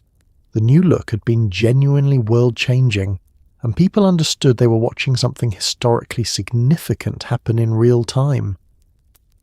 But the theatrical ambitions of the shows escalated with each decade. By the 1980s, show venues had expanded beyond the salons to accommodate larger audiences. By the 90s, the shows themselves were stage productions. Lighting designers, set designers, sound designers, and choreographers were involved in creating experiences that used the clothes as their central element, but surrounded them with atmosphere, narrative, and spectacle. The front row, that hallowed strip of chairs closest to the runway, occupied by the editors, the buyers, the celebrities, and the people whose presence at a show served as a visible endorsement of the house, developed into its own ecosystem of hierarchy and significance. To be placed in the front row was an acknowledgement of importance. To be placed in the second row was a commentary on your relative importance. To be moved between rows between seasons was a message, sometimes a message delivered with the precision of a diplomatic communiqué. Editors learned to read these seating arrangements with the same attention they gave to the clothes. Anna Wintour's seat, at whatever show she attended, was the seat everyone else's seat was positioned in relationship to. The front row was its own theatre, and the audience watching the front row was, in the age of photography and later social media, at least as large as the audience watching the runway. Paris Fashion Week now encompasses both the haute couture schedule and the ready-to-wear schedule, runs for approximately 10 days each season, and generates a volume of media coverage that dwarfs most political events. The shows themselves last between 10 and 20 minutes. The industry built around them, the hotels, the restaurants, the transportation, the security, the photography, the social events, the parties, the quiet business meetings in back rooms where the actual commercial decisions are made, functions as a temporary city within a city, appearing twice a year with the reliability of a tide and the atmosphere of an occasion that is simultaneously very important and aggressively difficult to explain to anyone who has not spent a significant part of their professional life inside it. Paris didn't invent the fashion show, but it made the fashion show feel like something you had to be at, which is a distinction that has kept it central to the industry's calendar for more than a century. At some point in the 20th century, the great Parisian fashion houses realized something slightly miraculous. They could sell the idea of Paris, the smell of it, the feeling of it, the aspirational proximity to it, in a small glass bottle for a sum of money that bore no rational relationship to the cost of production. Chanel No. 5, launched in 1921, was not just a perfume. It was the distillation of an entire cultural mythology, feminine, sophisticated, French, and completely beyond the reach of most people's budgets. That last part was, it turned out, the point. Luxury depends on distance. If everyone could afford Chanel No. 5, it wouldn't be Chanel No. 5 anymore. The perfume industry allowed Paris to export its identity to people who would never own a couture gown, never set foot in the city, and never in their lives pay for something cut on the bias by a hand-trained atelier worker. A bottle of perfume could make you feel, for 30 seconds in a department store, like you were somewhere considerably more glamorous than you actually were. Paris understood this. It monetized it brilliantly. The history of Parisian perfumery predates the fashion houses by several centuries. The city of Grasse, in the hills above the Côte d'Azur, had been producing flowers for the perfume trade since the 16th century. Fields of jasmine, rose, lavender and mimosa, grown for no other purpose than to be converted, through an elaborate process of extraction and refinement, into fragrant raw materials that Parisian perfumers would assemble into finished scents. The profession of the parfumeur, the perfume maker, was a recognized skilled trade, like a goldsmith or a cabinet maker, with its own guild and its own standards. Paris had been a city that smelled good, deliberately and at considerable expense, for a very long time before Chanel arrived and changed the terms. What Chanel No. 5 did that was genuinely new was introduce synthetic aromatic compounds into fine perfumery at a scale and visibility that transformed what perfume could be. Before the synthetic era, perfumes were largely composed of natural materials, flowers, resins, woods, musks derived from animals, and they smelled for the most part like flowers, resins, woods, and musks. They were beautiful but legible. Chanel's perfumer Ernest Beau introduced aldehydes, synthetic molecules that added a kind of abstract luminous quality to the fragrance, a brightness and diffusion that natural materials alone couldn't produce. The resulting scent was not like a single flower or a combination of flowers. It was, as people have been trying to describe it ever since, like the idea of a woman rather than any specific thing she might be wearing. This level of abstraction was new. It was also, it turned out, enormously commercially successful. Chanel understood the marketing dimensions of perfume with characteristic precision. She named the fragrance No. 5 because she chose it as her 5th sample on the 5th day of the 5th month, a piece of numerological branding that she either believed or invented, the effect being identical either way. She packaged it in a bottle of deliberately functional simplicity at a time when perfume bottles were typically ornate objects. The Chanel No. 5 bottle, clear glass, rectangular, with a simple stopper, looked like it belonged in a laboratory rather than a boudoir, and this austerity read paradoxically as the ultimate sophistication. When Marilyn Monroe was asked what she wore to bed, her answer, that she wore only Chanel No. 5, generated a volume of free advertising that no budget could have purchased. The perfume became a cultural shorthand for female desirability, French elegance, and the particular kind of glamour that Paris had been manufacturing and exporting for 3 centuries. In a small glass bottle, at a price that was expensive but not entirely impossible, Paris arrived on your dressing table. For 30 seconds, when you sprayed it and closed your eyes, you were somewhere considerably better than wherever you actually were. That was, and remains, worth paying for. If you cannot afford a Chanel suit, and most people cannot, because a Chanel suit cost approximately as much as a small car, you can, with effort and some degree of financial commitment, afford a Chanel lipstick, or a Chanel scarf, or, if you are feeling particularly determined, a Chanel handbag. This is not an accident. The strategic expansion of Paris fashion houses into accessories, shoes, bags, scarves, sunglasses, jewellery, was one of the shrewdest commercial evolutions in the history of luxury. It created a tiered system of access, the couture at the top, the ready-to-wear in the middle, and the accessories at the bottom, each tier designed to feel exclusive while actually being more widely available than the tier above. The handbag became the primary status symbol of the late 20th century, the one luxury item that didn't require you to be a certain size or age, that could be seen by others on the street, and that said, with more eloquence than most speeches, exactly where you stood in the world. The logic of the accessory empire begins with a simple problem that luxury fashion has always had. The people who can afford couture are a very small number, and the people who aspire to it are a very large number, and there is a commercial opportunity in the distance between them if you can find the right product to bridge it. The scarf was the first successful solution.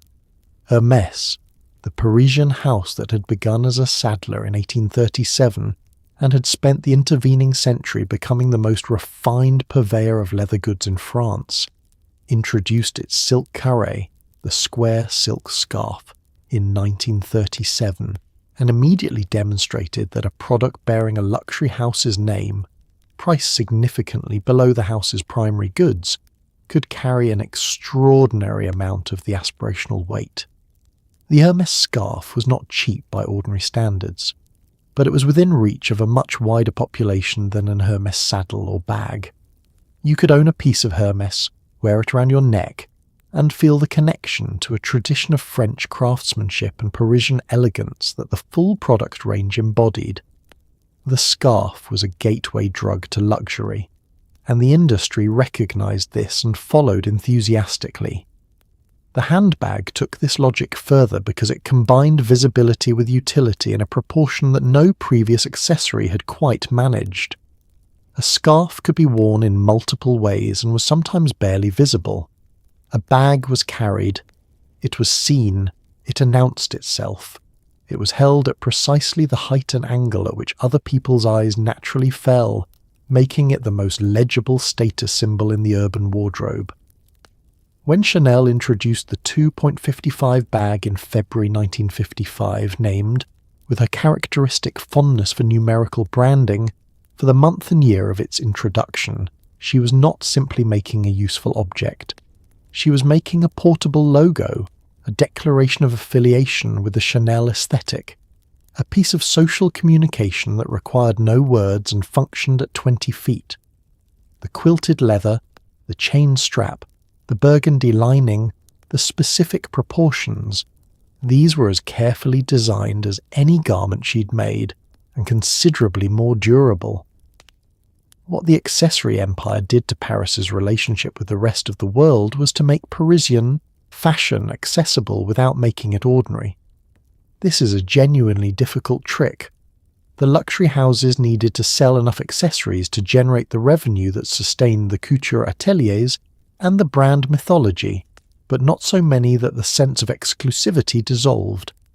They managed this through price, keeping accessories expensive enough to require real financial commitment, and through the management of availability, the calculated restriction of supply that kept demand perpetually slightly ahead of what could be purchased. The Birkin bag, introduced by Hermès in 1984 after a chance meeting between the actress Jane Birkin and the company's chief executive on an airplane, has been deliberately produced in quantities smaller than demand for its entire existence. You cannot simply buy one. You can be placed on a waiting list. The waiting list is the product as much as the bag is.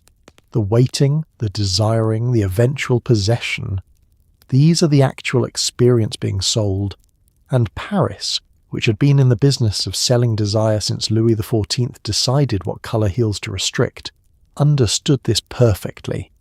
In 1957, Christian Dior died unexpectedly, and his house, the most powerful in Paris at the time, was handed to a 21-year-old who had worked as Dior's assistant and who was, by many accounts, a prodigious talent operating on the edge of his own emotional capacity. Yves Saint Laurent's first collection for Dior was a triumph. His second was so controversial it got him fired and drafted into the French military, where he had what can only be described as a profound breakdown. He emerged, started his own house in 1961, and proceeded to spend the next 4 decades producing some of the most significant fashion of the 20th century. He put women in tuxedos. He put them in safari jackets.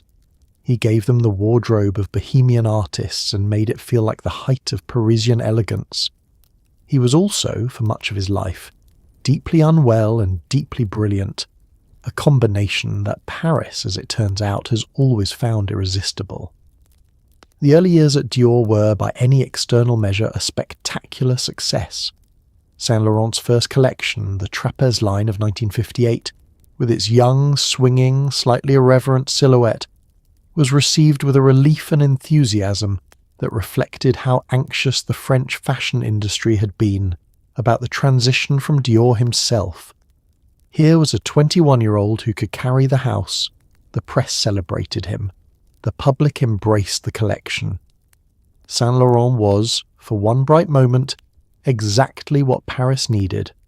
A young genius who had arrived at precisely the right time to sustain the mythology of the world's greatest fashion city. Then he showed his second collection, which was received with considerably less enthusiasm, and then the French military drafted him in 1960, and the moment collapsed with a thoroughness that left him, by his own later account, fundamentally broken. The military service lasted 2 months before he was discharged on psychiatric grounds, but the damage it did to his mental health was lasting. He spent time in a clinic in Paris being treated. The treatments available in 1960 included things that would not be considered therapeutically appropriate today, and emerged into a world in which he had been replaced at Dior by Marc Bohan, and was now, at 24, a young man with an extraordinary reputation and no immediate means of realizing it. This experience, the collapse of institutional support, the exposure of his own fragility, the discovery that the fashion system could discard even its most celebrated young talent with efficient speed, shaped him permanently. He spent the rest of his career building something that could not be taken from him. His own house, his own name, his own vision. The house of Yves Saint Laurent, opened in 1961 with backing from his partner and lifelong collaborator Pierre Berger, became the laboratory for a redefinition of what women's fashion could mean. The tuxedo suit, le smoking, introduced in 1966, was his most radical and most enduring statement.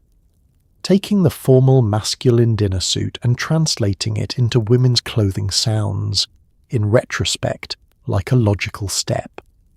At the time, it was genuinely transgressive.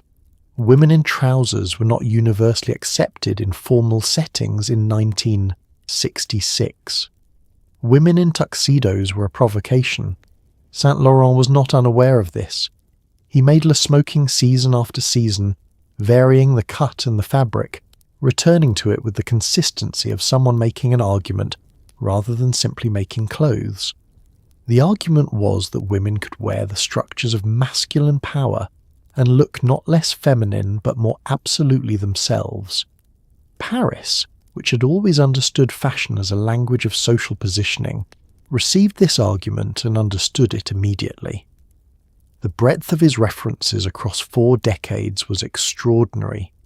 The Mondrian dress of 1965, which translated the Dutch painter's geometric colour blocks directly onto a shift dress with a cleanness that felt like a manifesto. The African collection of 1967, which brought beadwork and raffia into couture. The Russian peasant collection, the Chinese collection, the Picasso-inspired ballet costumes, the Proust collection.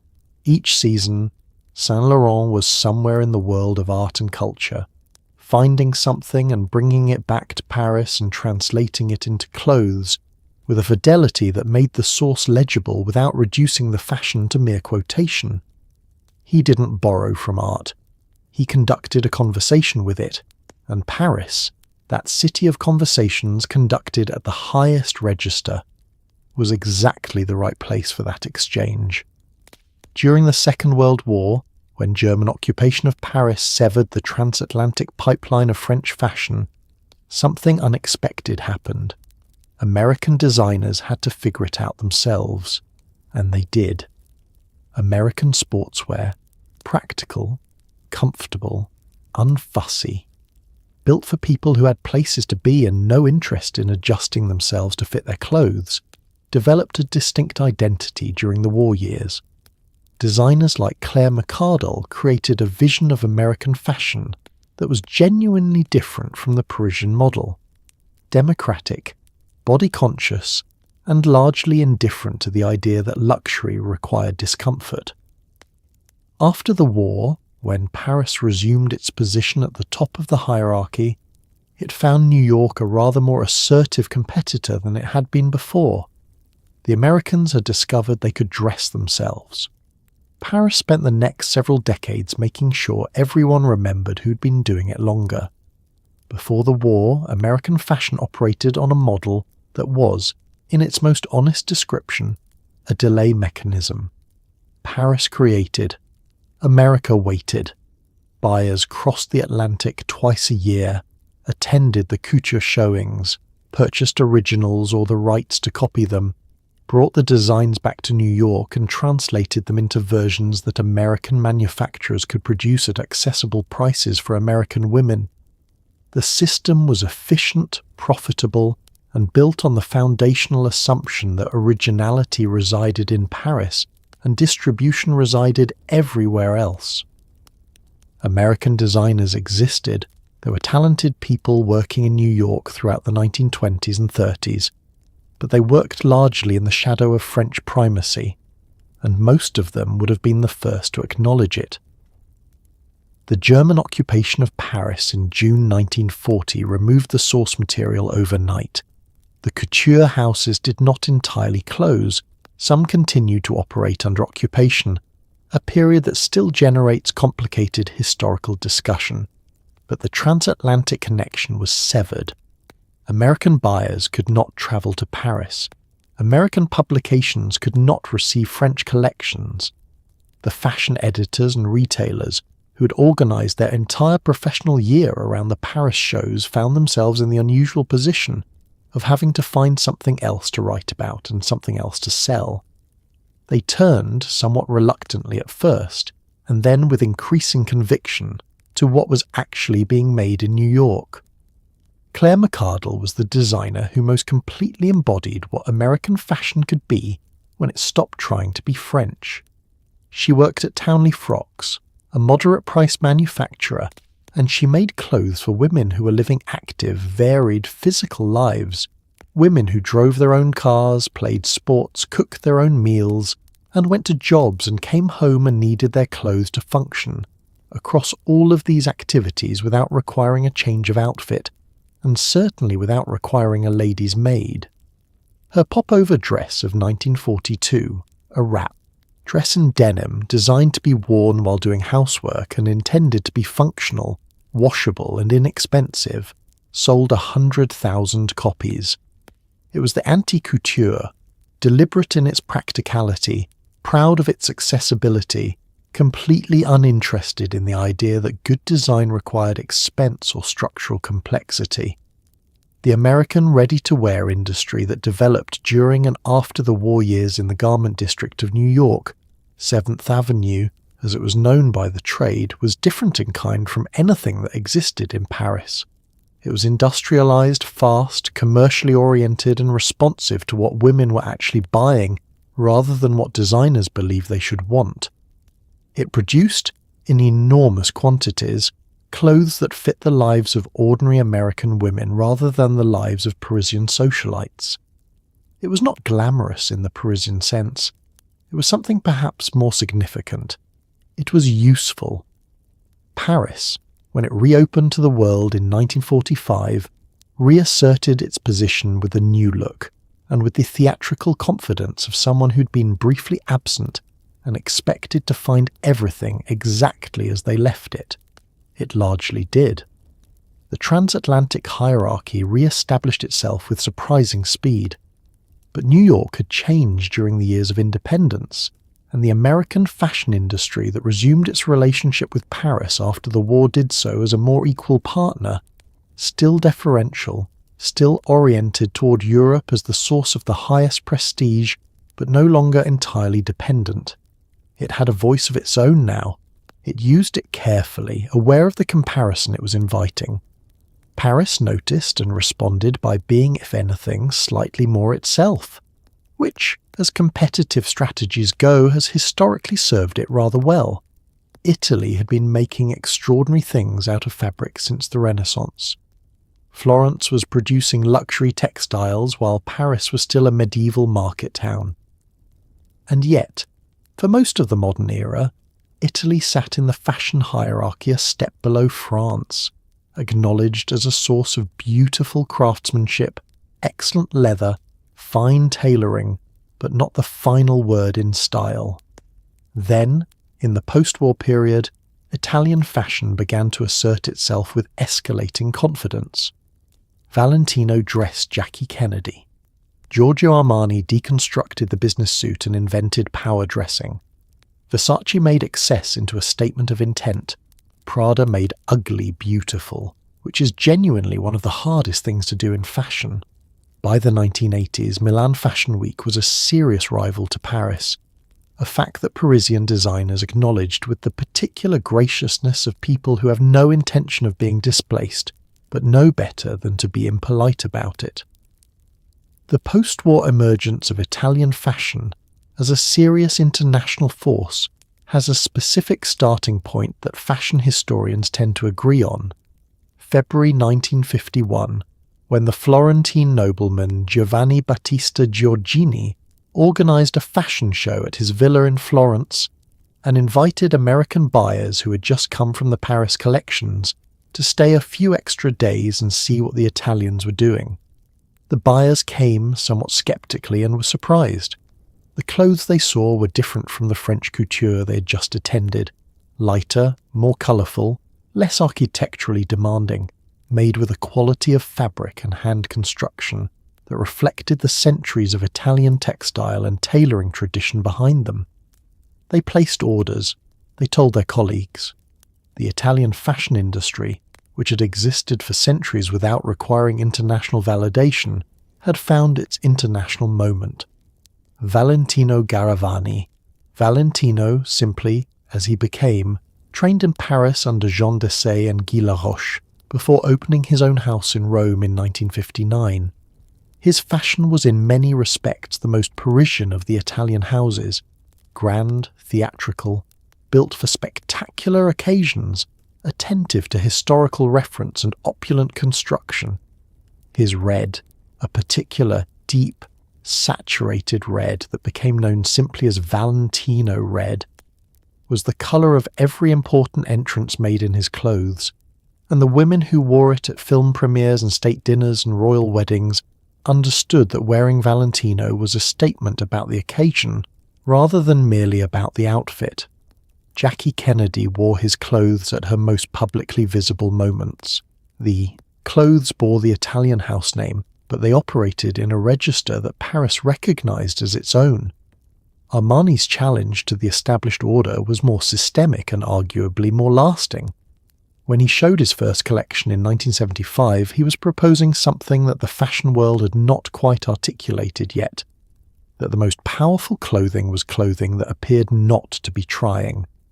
His deconstructed jackets from which the internal structure of canvas and padding had been removed, replaced by a softer construction that draped rather than held, moved with the body in a way that traditional tailoring did not.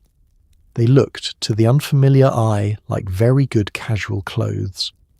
To the initiated eye, they were a radical rethinking of what formal clothing meant and who it was for. When he translated this approach into women's suiting in the late 70s and early 80s, he dressed the newly arrived professional woman, the woman entering corporate environments in large numbers for the first time, in clothes that conveyed authority without requiring her to wear a masculine uniform or a feminine decoration. This was, in its quiet way, as politically significant as anything Saint Laurent had done with Le Smoking. What Milan offered that Paris did not, and could not, was a different relationship between fashion and manufacturing. The Italian industrial textile and garment manufacturing sector, concentrated in regions like Lombardy, Veneto, and Tuscany, was the most sophisticated in the world for the production of high-quality fabric at scale. The leather goods of Florence, the knitwear of the Po Valley, the silk weaving of Como, these were not cottage industries. They were serious manufacturing operations with centuries of accumulated technical knowledge.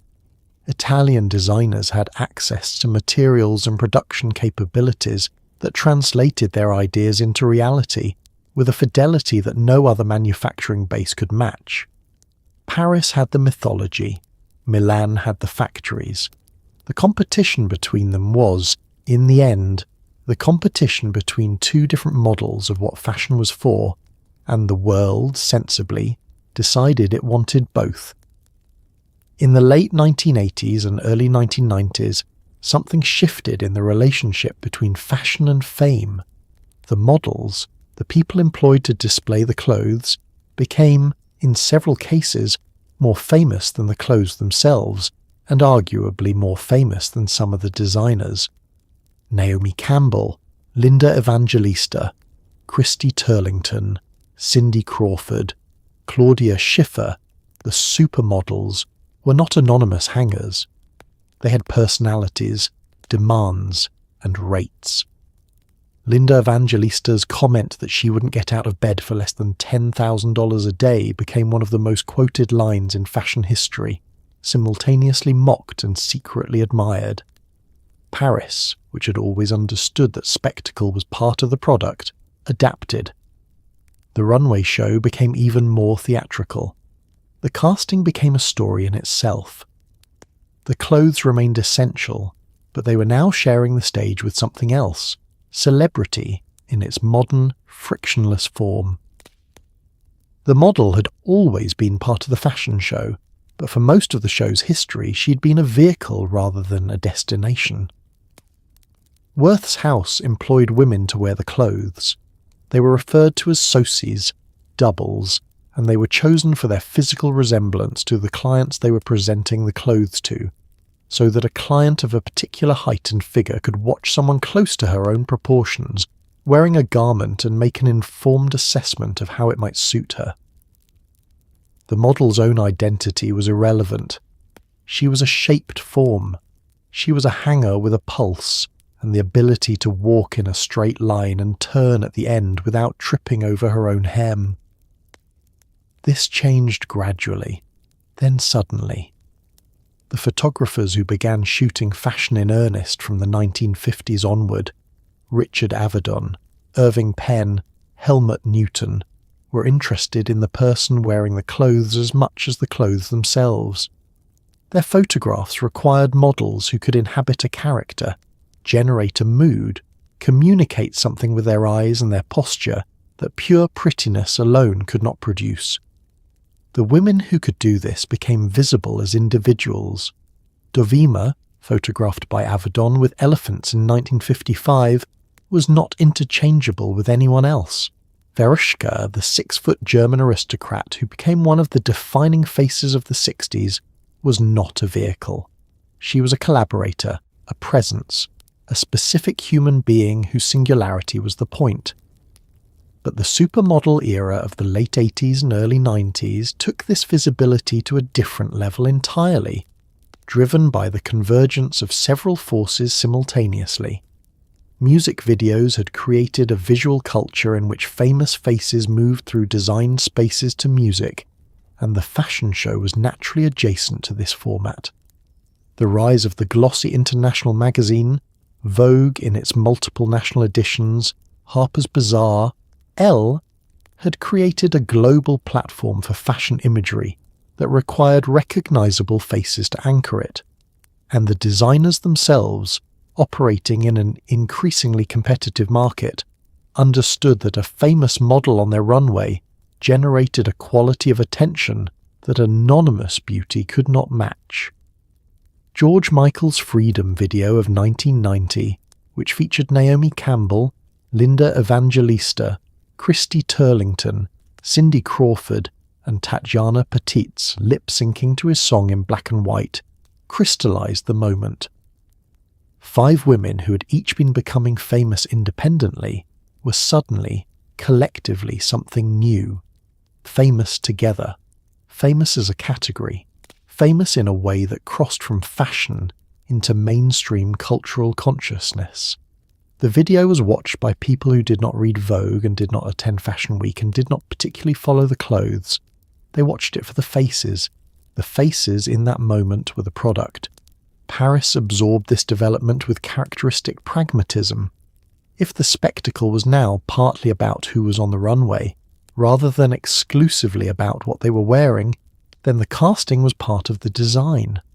The front row, already its own theatre of visibility, gained a new significance as the place where the supermodels sat after their walk, visible to the cameras, confirming by their presence that what had just happened on that runway was worth witnessing.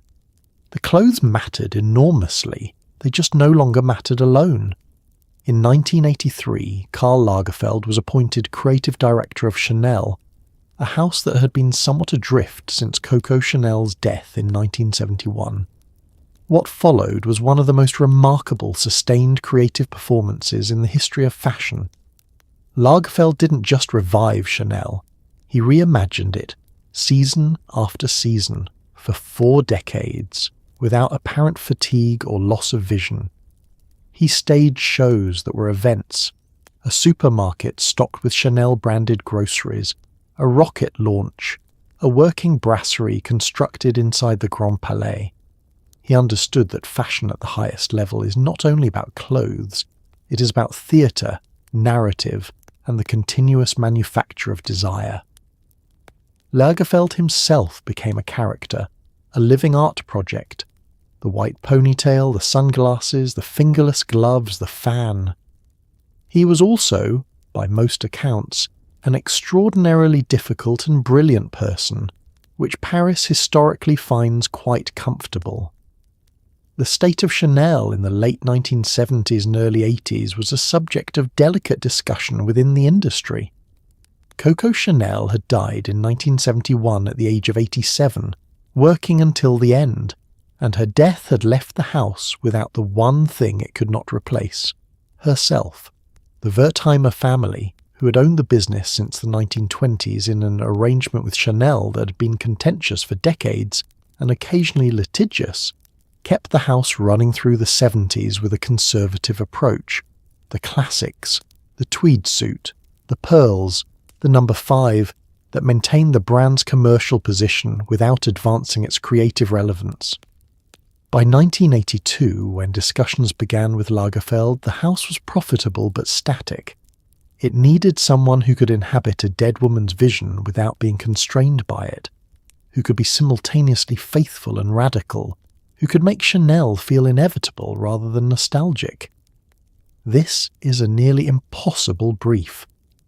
Lagerfeld accepted it as if it were an interesting Tuesday afternoon. His method was not preservation but translation. He took the Chanel codes, the tweed, the camellia, the interlocked CC logo, the quilted leather, the chain strap, the monochrome palette broken by gold, and interrogated them season after season, asking what they meant in a new context, what they could become when pushed against a different set of cultural references. He put the CC logo on everything, on sneakers, on surfboards, on hula hoops carried down the runway by models who looked entirely convinced that this was the natural terminus of French luxury. He made the Chanel tweed jacket appear in context that Mademoiselle herself would have found deeply surprising, then made it clear that the surprise was the point, that fashion which does not surprise is fashion that is dying, and Chanel was not dying. His shows at the Grand Palais were events in the full theatrical sense.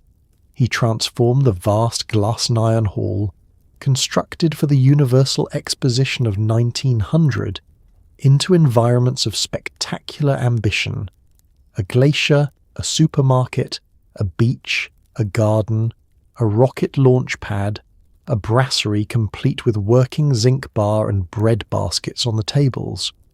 These settings were not decorative. They were arguments about what Chanel was, what it could be, where it belonged in the contemporary world. A Chanel show inside a working supermarket, with models pushing chrome shopping carts past aisles stocked with products bearing the interlocked CC logo, was making a statement about luxury and commerce, and the high-low fusion that was transforming fashion in the 2000s. Lagerfeld understood that the statement was as important as the clothes, that in the 21st century media environment, the image of the show was seen by millions of people who would never see the clothes in person, and that image needed to be worth looking at independently of its fashion content. He was also simultaneously designing for Fendi in Rome, producing his own label, working as a photographer, running a bookshop, and maintaining the persona, the ponytail, the dark glasses worn indoors, the constant fan, the fingerless gloves, the black and white wardrobe, with the discipline of someone who understood that the designer's image was part of the product. He was unkind in interviews, sometimes spectacularly so. He had opinions about other designers, about public figures, about the bodies of women who wore his clothes, that were delivered with the breezy candour of a man who had decided early that charm was a tool and chose to deploy it selectively. Paris found him fascinating. The industry found him indispensable. When he died in February 2019, the tributes noted both his genius and his difficulty, in proportions that varied depending on the speaker's relationship to each. He had kept the most important fashion house in the world not merely alive but dominant for 36 years. Whatever else is true, that is a fact of the kind that does not require qualification. For most of fashion history, the direction of influence was clear. Ideas flowed from the top down. Couturiers decided. Everyone else adapted. But something began to change in the latter half of the 20th century. Something that started on the streets of London, New York and Tokyo and arrived in Paris with the energy of a cultural argument that wasn't going to be dismissed. Punk, hip-hop, streetwear, subculture fashion, the aesthetics of people who had no access to Paris and no particular interest in its opinions, began infiltrating the highest levels of the industry. Designers started going to the street for ideas instead of the other way around. Sneakers appeared on runways. Luxury brands collaborated with sportswear labels. The hierarchy became, if not horizontal, at least more complicated. Paris maintained its position, but it did so by being willing, more often than before, to take direction from the floor rather than issuing it exclusively from above. The first serious challenge to the top-down model came not from New York or Tokyo, but from London in the summer of 1976, when punk arrived with the specific intention of being offensive to everyone who had previously decided what fashion was. The torn clothing, the safety pins, the deliberate ugliness, the aggressive rejection of both the hippie aesthetic that had preceded it and the luxury fashion that had always presided above it. Punk was a fashion movement that refused to acknowledge the authority of the institutions it was operating in the shadow of.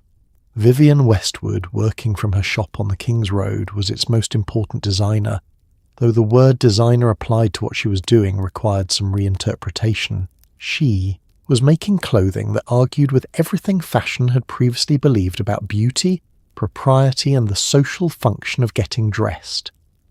Paris, which had seen provocations before, watched with the expression of a city that is not quite sure whether to be interested or offended and decides to be both. The more lasting disruption came from a different direction entirely. Hip-hop culture, developing in New York from the mid-1970s onward, generated a visual aesthetic. The oversized garments, the athletic wear worn as formal dress, the logomania, the sneaker as prestige object that was completely outside the European luxury tradition and completely indifferent to its precedents. The sneaker in particular represented a fundamental challenge to the hierarchy of fashion objects. Shoes had always been among the most status-laden items in a wardrobe. The quality of someone's shoes was a reliable indicator of their social position, in a way that clothes, which could be inherited or borrowed or cleverly imitated, were not. The sneaker inverted this logic.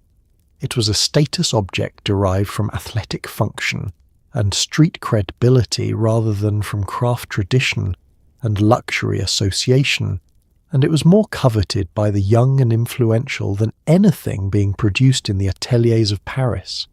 Paris absorbed the challenge in its characteristic manner, by hiring the people making the disruption and putting them inside the houses.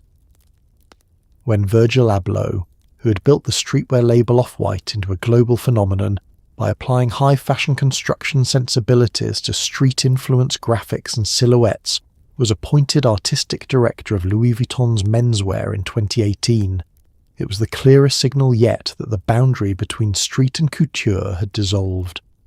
Abloh was not the first designer from outside the European tradition to lead a major Parisian house. Before him, Hedi Slimane, Raf Simons and John Galliano had all demonstrated that Paris's creative leadership was not exclusively French, but he represented something specifically new, the complete legitimization of a fashion vocabulary that had developed entirely outside the system he was now leading. The Grand Palais runway, the atelier, the house name, the heritage, Abloh wore all of it with the ease of someone who had always known it was available to him. Street style had not conquered Paris. It had been invited in, which is both more interesting and more complicated than conquest. The late 20th and early 21st centuries presented Paris with a challenge it had never quite faced before. Genuine global competition not just from New York, Milan and London, but from Tokyo, Seoul, Antwerp, and eventually everywhere, with a decent internet connection and a designer with a vision. Rei Kawakubo of Comme des Garçons, working from Tokyo, arrived in Paris in 1981 and presented collections so conceptually radical that some journalists walked out. The Antwerp Six, a group of Belgian designers who graduated in 1981, brought an intellectual severity to fashion that Paris found both irritating and invigorating. The digital revolution meant that a designer in Seoul could build a global following without touching the Paris system at all. Paris responded characteristically, not by abandoning its claim to primacy, but by expanding to absorb the competition, hiring international designers to lead French houses, staging events that felt like cultural manifestations, making the city itself the argument for its own indispensability. Rei Kawakubo's arrival in Paris was one of these moments that fashion people who were present describe with a slightly elevated tone reserved for experiences that genuinely changed their understanding of what they were doing. Her spring-summer 1982 collection, black, asymmetrical, deliberately unfinished at the edges, structured in ways that bore no relationship to the body it was placed on, was received with a mixture of hostility and bewilderment that in retrospect has the quality of a first encounter with something genuinely new. French journalists called it Hiroshima chic, a phrase that tells you more about the journalist than about the clothes. What Kawakubo was proposing was that fashion could be a conceptual practice, rather than a decorative one, that clothes could ask questions rather than provide answers, could create discomfort rather than beauty, could be intelligent rather than merely pleasing. Paris, which had built its reputation on pleasing with extraordinary sophistication, found this proposition both threatening and impossible to dismiss. The Antwerp Six, Walter van Beirendonck, Dries van Noten, Anne de Meulemeester, Dirk Bickenbergs, Marina Yee, and Dirk van Seen arrived slightly later and differently. They drove a van of clothes to London Fashion Week in 1986, having been unable to secure official showroom space, and showed their work in a rented location with the energy of people who had decided to enter the room whether or not they had been invited. Their aesthetic was dark, intellectual, obsessed with construction and deconstruction, influenced by Belgian conceptual art, and completely unlike anything being produced in the major fashion capitals. Paris absorbed them more slowly than London did, but absorb them it did, Dries van Noten in particular building a Paris-based house whose reputation for textile scholarship and quiet authority placed him among the most respected designers of his generation without his ever becoming a recognizable celebrity name or a logo empire. The Korean fashion industry's emergence as a serious creative force in the 21st century represented the most complete challenge yet to the idea that Paris was the center of gravity around which all other fashion revolved. South Korean designers trained in European schools returned home, built brands, and found massive audiences through a combination of domestic demand, the global reach of Korean popular culture, and a manufacturing and retail infrastructure that the country's industrial development had made world-class. The global appetite for Korean aesthetics, amplified by K-pop and Korean cinema, created a fashion market that was oriented towards Seoul in ways that its participants did not feel required Paris's validation. For the first time in the 400-year history of Paris as the fashion capital, there were large, young, and commercially significant audiences who were getting their ideas from somewhere entirely else.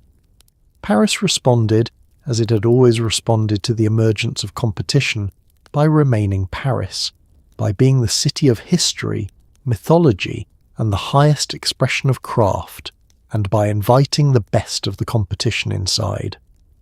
Whether that is strategy or instinct is a question the city has never felt compelled to answer. At some point in the late 20th century, fashion stopped being primarily a creative industry and became primarily a financial one, or rather, it became both simultaneously, which turned out to be extremely difficult to manage. LVMH, Moet, Hennessy, Louis Vuitton, assembled under its corporate umbrella a collection of luxury brands including Louis Vuitton, Dior, Givenchy, Céline, and roughly 70 others, making Bernard Arnault one of the wealthiest people on the planet, and Paris the headquarters of a global luxury empire worth hundreds of billions of dollars. Kering, the rival conglomerate, owns Gucci, Saint Laurent, Balenciaga, and Bottega Veneta. The business of fashion at the highest level is now a business of extraordinary scale, operated by publicly traded companies, subject to quarterly earnings calls and answerable to shareholders who may not have particularly strong opinions about bias cut, but care enormously about margin. Paris has navigated this transformation with varying degrees of grace, and the question of whether creativity survives at that scale is one the industry asks itself, quietly, at the beginning of every new season. Bernard Arnault's acquisition of LVMH in 1989, achieved through a maneuver that French business commentators described, with varying degrees of admiration, as a hostile takeover of extraordinary elegance, was the event that most clearly marked the transformation of Paris fashion from an industry of ateliers into an industry of capital.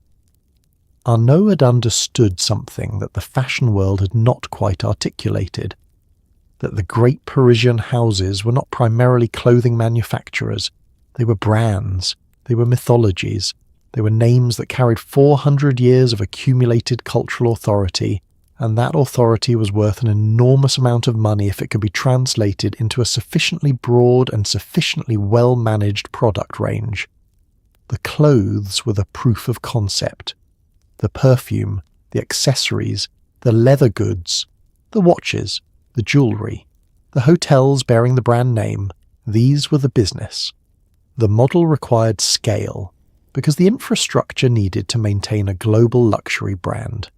The flagships on every significant retail street in every significant city, the marketing, the celebrities, the event sponsorships, the wholesale network was expensive in ways that no single house operating independently could sustain indefinitely.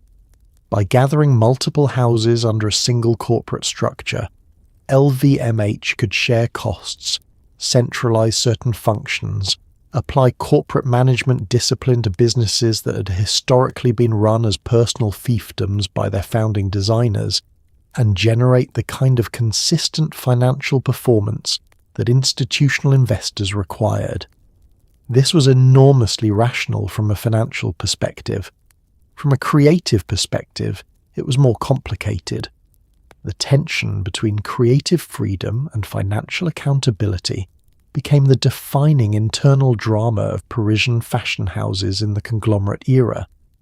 Creative directors, the designers appointed to lead the houses, operated under a dual mandate: produce work of sufficient artistic distinction to maintain the house's creative reputation, and produce collections that generated sufficient commercial interest to sustain the accessories and fragrance businesses that actually made the money. These requirements were not always compatible. A designer who took significant creative risks might produce work of genuine cultural importance that sold fewer bags than the previous season's more accessible offering. A designer who played it safely might maintain sales while allowing the creative reputation to quietly erode. The conglomerate's job was to manage this tension, and it did so with varying degrees of sensitivity depending on the house, the designer, and the quarter's numbers. What the conglomerate model did unambiguously was concentrate the highest levels of fashion power in Paris in a way that reinforced the city's position as the financial as well as the creative capital of the industry. The headquarters of LVMH, the headquarters of Kering, these are Parisian institutions in the same way that the couture houses they own are Parisian institutions. The money and the mythology occupy the same postcode, and the decisions made in those headquarters about which designers to hire, which houses to acquire, which markets to enter, and which products to develop have more influence over what the world wears than any single collection shown in any single season. Paris in the conglomerate era is not just where fashion is made, it is where fashion is managed. These are different things, and the difference between them is, depending on your perspective, either the sign of a mature industry or the beginning of a very long decline. The industry debates this question twice a year, at the end of Fashion Week over dinner, at restaurants it can absolutely afford. The rise of digital media did something to fashion that no previous technological shift had managed quite so completely. It made everything immediate. The runway shows that once took months to filter down from editor to magazine to consumer now appeared on millions of phones within seconds of the final look. This had consequences. It accelerated the trend cycle to a point where it began to consume itself. Ideas that would once have been fashionable for a season were fashionable for a week, copied by fast fashion retailers within days and in the hands of consumers before the original designer had finished their post-show dinner. Paris, which built its authority partly on the slowness and exclusivity of haute couture, on the idea that great things take time, found itself in an odd position. The system that had made it dominant was straining under the speed that the digital world demanded. Some houses responded by making their collections immediately shoppable. Others doubled down on the slow, the handmade, the irreproducibly expensive. Both responses were, in their way, an argument for Paris. They just weren't the same argument. The fashion blog was the first disruption, and it arrived with the deceptive modesty of all genuinely transformative things. In the mid-2000s, individuals who were interested in fashion and had access to digital cameras and the internet began publishing photographs and opinions about what they were seeing, not the shows initially, but the streets, what people were wearing on the pavements of New York and London and Tokyo and eventually Paris itself. The street-style photograph, taken outside Fashion Week venues by photographers who were not accredited press, documented an audience that had previously been invisible to the industry's own media. The audience turned out to be as interesting and often more immediately influential on consumer behaviour than the collections they had come to watch. Bill Cunningham had been doing this in New York for decades with a film camera and a bicycle, but the internet gave the practice a scale and immediacy that transformed it from observation into influence. Instagram, launched in 2010, and acquired by Facebook in 2012, completed the transformation. The platform's emphasis on the single image, on visual rather than textual communication, on the follower count as a measure of influence, all of these features were, almost accidentally, perfectly suited to fashion content. A designer could post a collection image and have it seen by millions of people within an hour of the show. A model could build a following of 20 million people who are interested in her aesthetic choices independently of any brand or publication. An influencer, the word itself was new, the concept barely older, could photograph an outfit in a particular location with a particular quality of light and generate more consumer interest in the garments involved than a full-page advertisement in a glossy magazine.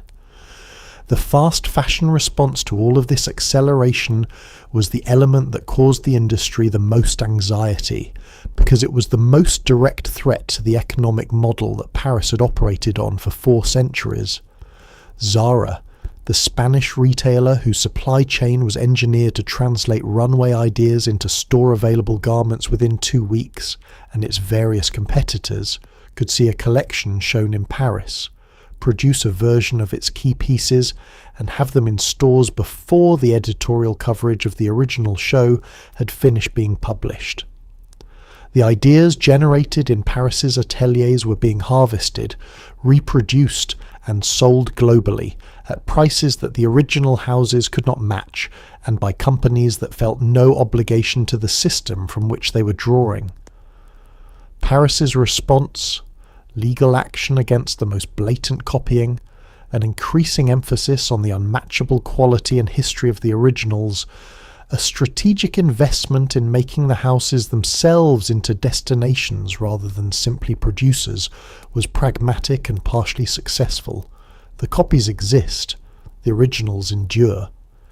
The question of which of these is more culturally significant is one that the industry answers differently depending on which side of the business it is on. By the early 21st century, the fashion industry, all of it, not just Paris, but Paris included, began to face questions that had been accumulating for decades and could no longer be politely deferred. The environmental cost of fashion production is considerable and well documented. The labour conditions in the global supply chain that produces clothing at scale are, in many cases, deeply troubling. The cultural implications of a system that has historically centred whiteness, thinness, and European beauty standards as its defaults were being examined with increasing directness. Paris, as the city most associated with fashion's mythology, received a particular share of this scrutiny. The response has been uneven, some genuine progress, some visible greenwashing, some defensiveness, and some sincere reckoning. What's clear is that the fashion capital of the world can no longer operate solely on the strength of its own mythology. The world is asking it to earn the title in different ways than it did before. The environmental accounting of the global fashion industry, when it is laid out in plain language, is not comfortable reading. Fashion is responsible for approximately 10% of global carbon emissions annually, more than international aviation and maritime shipping combined. The production of a single cotton t-shirt requires roughly 2,000 litres of water. The synthetic fabrics that replaced natural fibres in the 20th century shed microplastics into waterways with every wash cycle. The fast fashion model, which the Paris luxury system did not create but whose acceleration it indirectly enabled by generating the trend cycles that fast fashion accelerated, produces vast quantities of garments that are worn a handful of times and then discarded to landfill. The industry that dressed the world created, as a byproduct, a very significant portion of the world's waste, and the world had begun to notice. The labour question was brought into sharp public focus in April 2013, when the Rana Plaza factory complex in Dhaka, Bangladesh collapsed, killing 1,134 garment workers and injuring more than 2,000 others. The factory had been producing clothes for Western brands under conditions, structural, financial, and in terms of the pressure placed on suppliers to meet delivery schedules at prices that left no margin for safety improvements, that reflected the systemic priorities of the global fashion supply chain, rather than any single company's negligence. The brands involved responded with varying degrees of accountability. The industry as a whole was confronted in those 1,134 deaths with the human cost of the distance between the runway and the factory floor. Paris, as the place where the runway was, received some of the discomfort of that confrontation, even though the ateliers of haute couture and the factories of Bangladesh were separated by an economic and geographic distance that made direct comparison almost meaningless. Almost, but not quite. The conversation about who fashion represents, whose bodies are shown on runways, whose beauty is held up as the standard, whose cultural references are borrowed without credit, and whose cultural identities are used as aesthetic material without benefit, arrived in Paris with the same urgency it arrived everywhere. And Paris's historical record on these questions was not a source of uncomplicated pride. The industry's relationship with diversity on the runway shifted measurably in the late 2010s, driven partly by public pressure and partly by the commercial reality that the consumers whose money sustained the luxury brands were more diverse than the runways that were supposed to represent aspiration had historically acknowledged. Change came, as changes in institutions always come, unevenly and with considerable room for further progress. Paris is not finished answering these questions. Neither, for that matter, is anywhere else. You could make a reasonable argument that Paris should not, by any rational measure, still be the fashion capital of the world. New York has the business, Milan has the craftsmanship, London has the ideas, Tokyo has the conceptual edge. Seoul is producing some of the most exciting design on the planet. Paris has approximately a 400-year head start, a collection of brand names that function as cultural monuments, and an idea of itself so thoroughly embedded in the global imagination that it operates almost independently of whatever is actually happening in the city on any given Tuesday. And yet, there is something about Paris that fashion keeps returning to, not just out of habit or inertia, but because the city has always understood, better than anywhere else, that fashion is not just clothes. It is identity, aspiration, performance, and myth. It is the story you tell about yourself through what you put on your body every morning. Paris didn't just make good clothes, it made you believe that the right clothes could change who you were. And 400 years later, the world, somewhat helplessly, still believes it. The infrastructure argument comes first because it is the most concrete. Paris houses the greatest concentration of craft knowledge in the world as it relates to clothing. The plumassiers, the featherworkers, who supply the couture houses, operate from ateliers in the 11th arrondissement, practicing techniques that require years to learn and serve a market of perhaps a dozen clients globally. The brodeurs, the embroiderers, whose work appears on couture pieces shown twice yearly, produce textiles of a complexity that no industrial process can replicate, and no other city has the ecosystem to sustain. The Comité Colbert, the Association of French Luxury Houses, and the Institut Français de la Mode, the education system that feeds the industry with trained designers, represent an institutional investment in fashion as a serious and economically significant national industry that France has maintained through revolutions, wars, occupations, and the full range of political transformations for 400 years. This is not an accident. It is a policy pursued with the consistency of something that has been decided at the level of national identity rather than commercial strategy. The mythological argument comes second and is less concrete but more powerful. Paris is, in the global imagination, the place where beauty is taken seriously as a project, where the question of what to wear is treated not as a trivial vanity, but as a legitimate expression of intelligence, creativity, and self-understanding. This idea was constructed over 4 centuries by everyone from Louis XIV to Coco Chanel to Karl Lagerfeld, and it is now so deeply embedded in the cultural software of the world that it functions independently of evidence. People who have never been to Paris believe in Parisian elegance. People who speak no French find the French words for fashion, chic, soigné, haute couture, prêt-à-porter, more evocative than their English equivalents. The mythology precedes the experience, shapes it, and in many cases survives contact with the actual city, which is, like all cities, also full of ordinary people in ordinary clothes going about ordinary days. What Paris understood, and what it has always understood better than its competitors, is that fashion is not ultimately about clothes. It is about the story that clothes tell, about who you are, who you want to be, and what world you imagine yourself inhabiting. Paris constructed the most compelling version of that story available. It placed itself at the centre of the narrative as the place where the story was authored, where the language was maintained, where the standards were kept. Other cities have argued credibly that they can tell the story differently and perhaps better. Paris's response has been consistent across 4 centuries, to continue telling its own story with the confidence of a city that believes, in its bones, that no one else quite has the vocabulary. Fashion is, in the end, a conversation. Paris started it. It has never stopped talking. And so, here we are.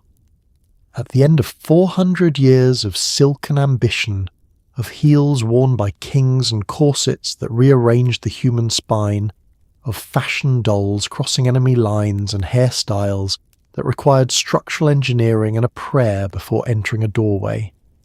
You've travelled from the gilded halls of Versailles, where getting dressed was a full-contact political event, through the revolutionary streets of Paris, where people named themselves after what they weren't wearing, all the way to the Grand Palais, where Karl Lagerfeld once built a working supermarket inside the most storied fashion venue in the world, because why not? And also because he could. You've met a dressmaker who became more powerful than the queen she dressed, a king who regulated shoe colour and made the world grateful for the privilege of compliance, a woman born in a poor house who put the entire 20th century in a little black dress and called it done, a young man handed the most famous fashion house in the world at 21, broken by it, and rebuilt into someone who would spend 4 decades proving that survival and brilliance are not always opposites, and through all of it, through the revolutions and the wars and the occupations and the corporate takeovers and the Instagram algorithms and the very reasonable arguments from Tokyo and Seoul and New York that they too have opinions, Paris remained stubborn, self-assured, occasionally infuriating, and entirely impossible to dismiss. What the people behind all of this, the weavers of Lyon, the embroiderers in their 11th arrondissement ateliers, the seamstresses who worked through the night before a collection, the women who wore the clothes and the women who made them, and the women who were told the clothes weren't made for them and wore them anyway, what all of them understood, in their different ways and different centuries, was something quietly profound. That what you put on your body in the morning is never just fabric. It is the first sentence of the story you tell the world about who you are that day. It is armour and signal and hope, and sometimes a joke, and occasionally a political act, and always, always a choice. The people of Versailles chose spectacle, the sans-culottes chose solidarity, Chanel chose simplicity, Saint Laurent chose courage. You tonight chose to lie down and close your eyes and let 400 years of French fashion history wash quietly over you like a very elegant wave. So as you drift off now in your comfortable bed, with your indoor plumbing and your central heating, and your wardrobe full of clothes that no one will confiscate for being the wrong colour, maybe spare a quiet thought for the weavers and the dressmakers and the slightly unhinged hairdressers who built something out of thread and ambition that the entire world is still looking at. They made beauty feel necessary. In a life as short and uncertain as the one everyone has always been living, that is not nothing. That is, in fact, everything. Sleep well.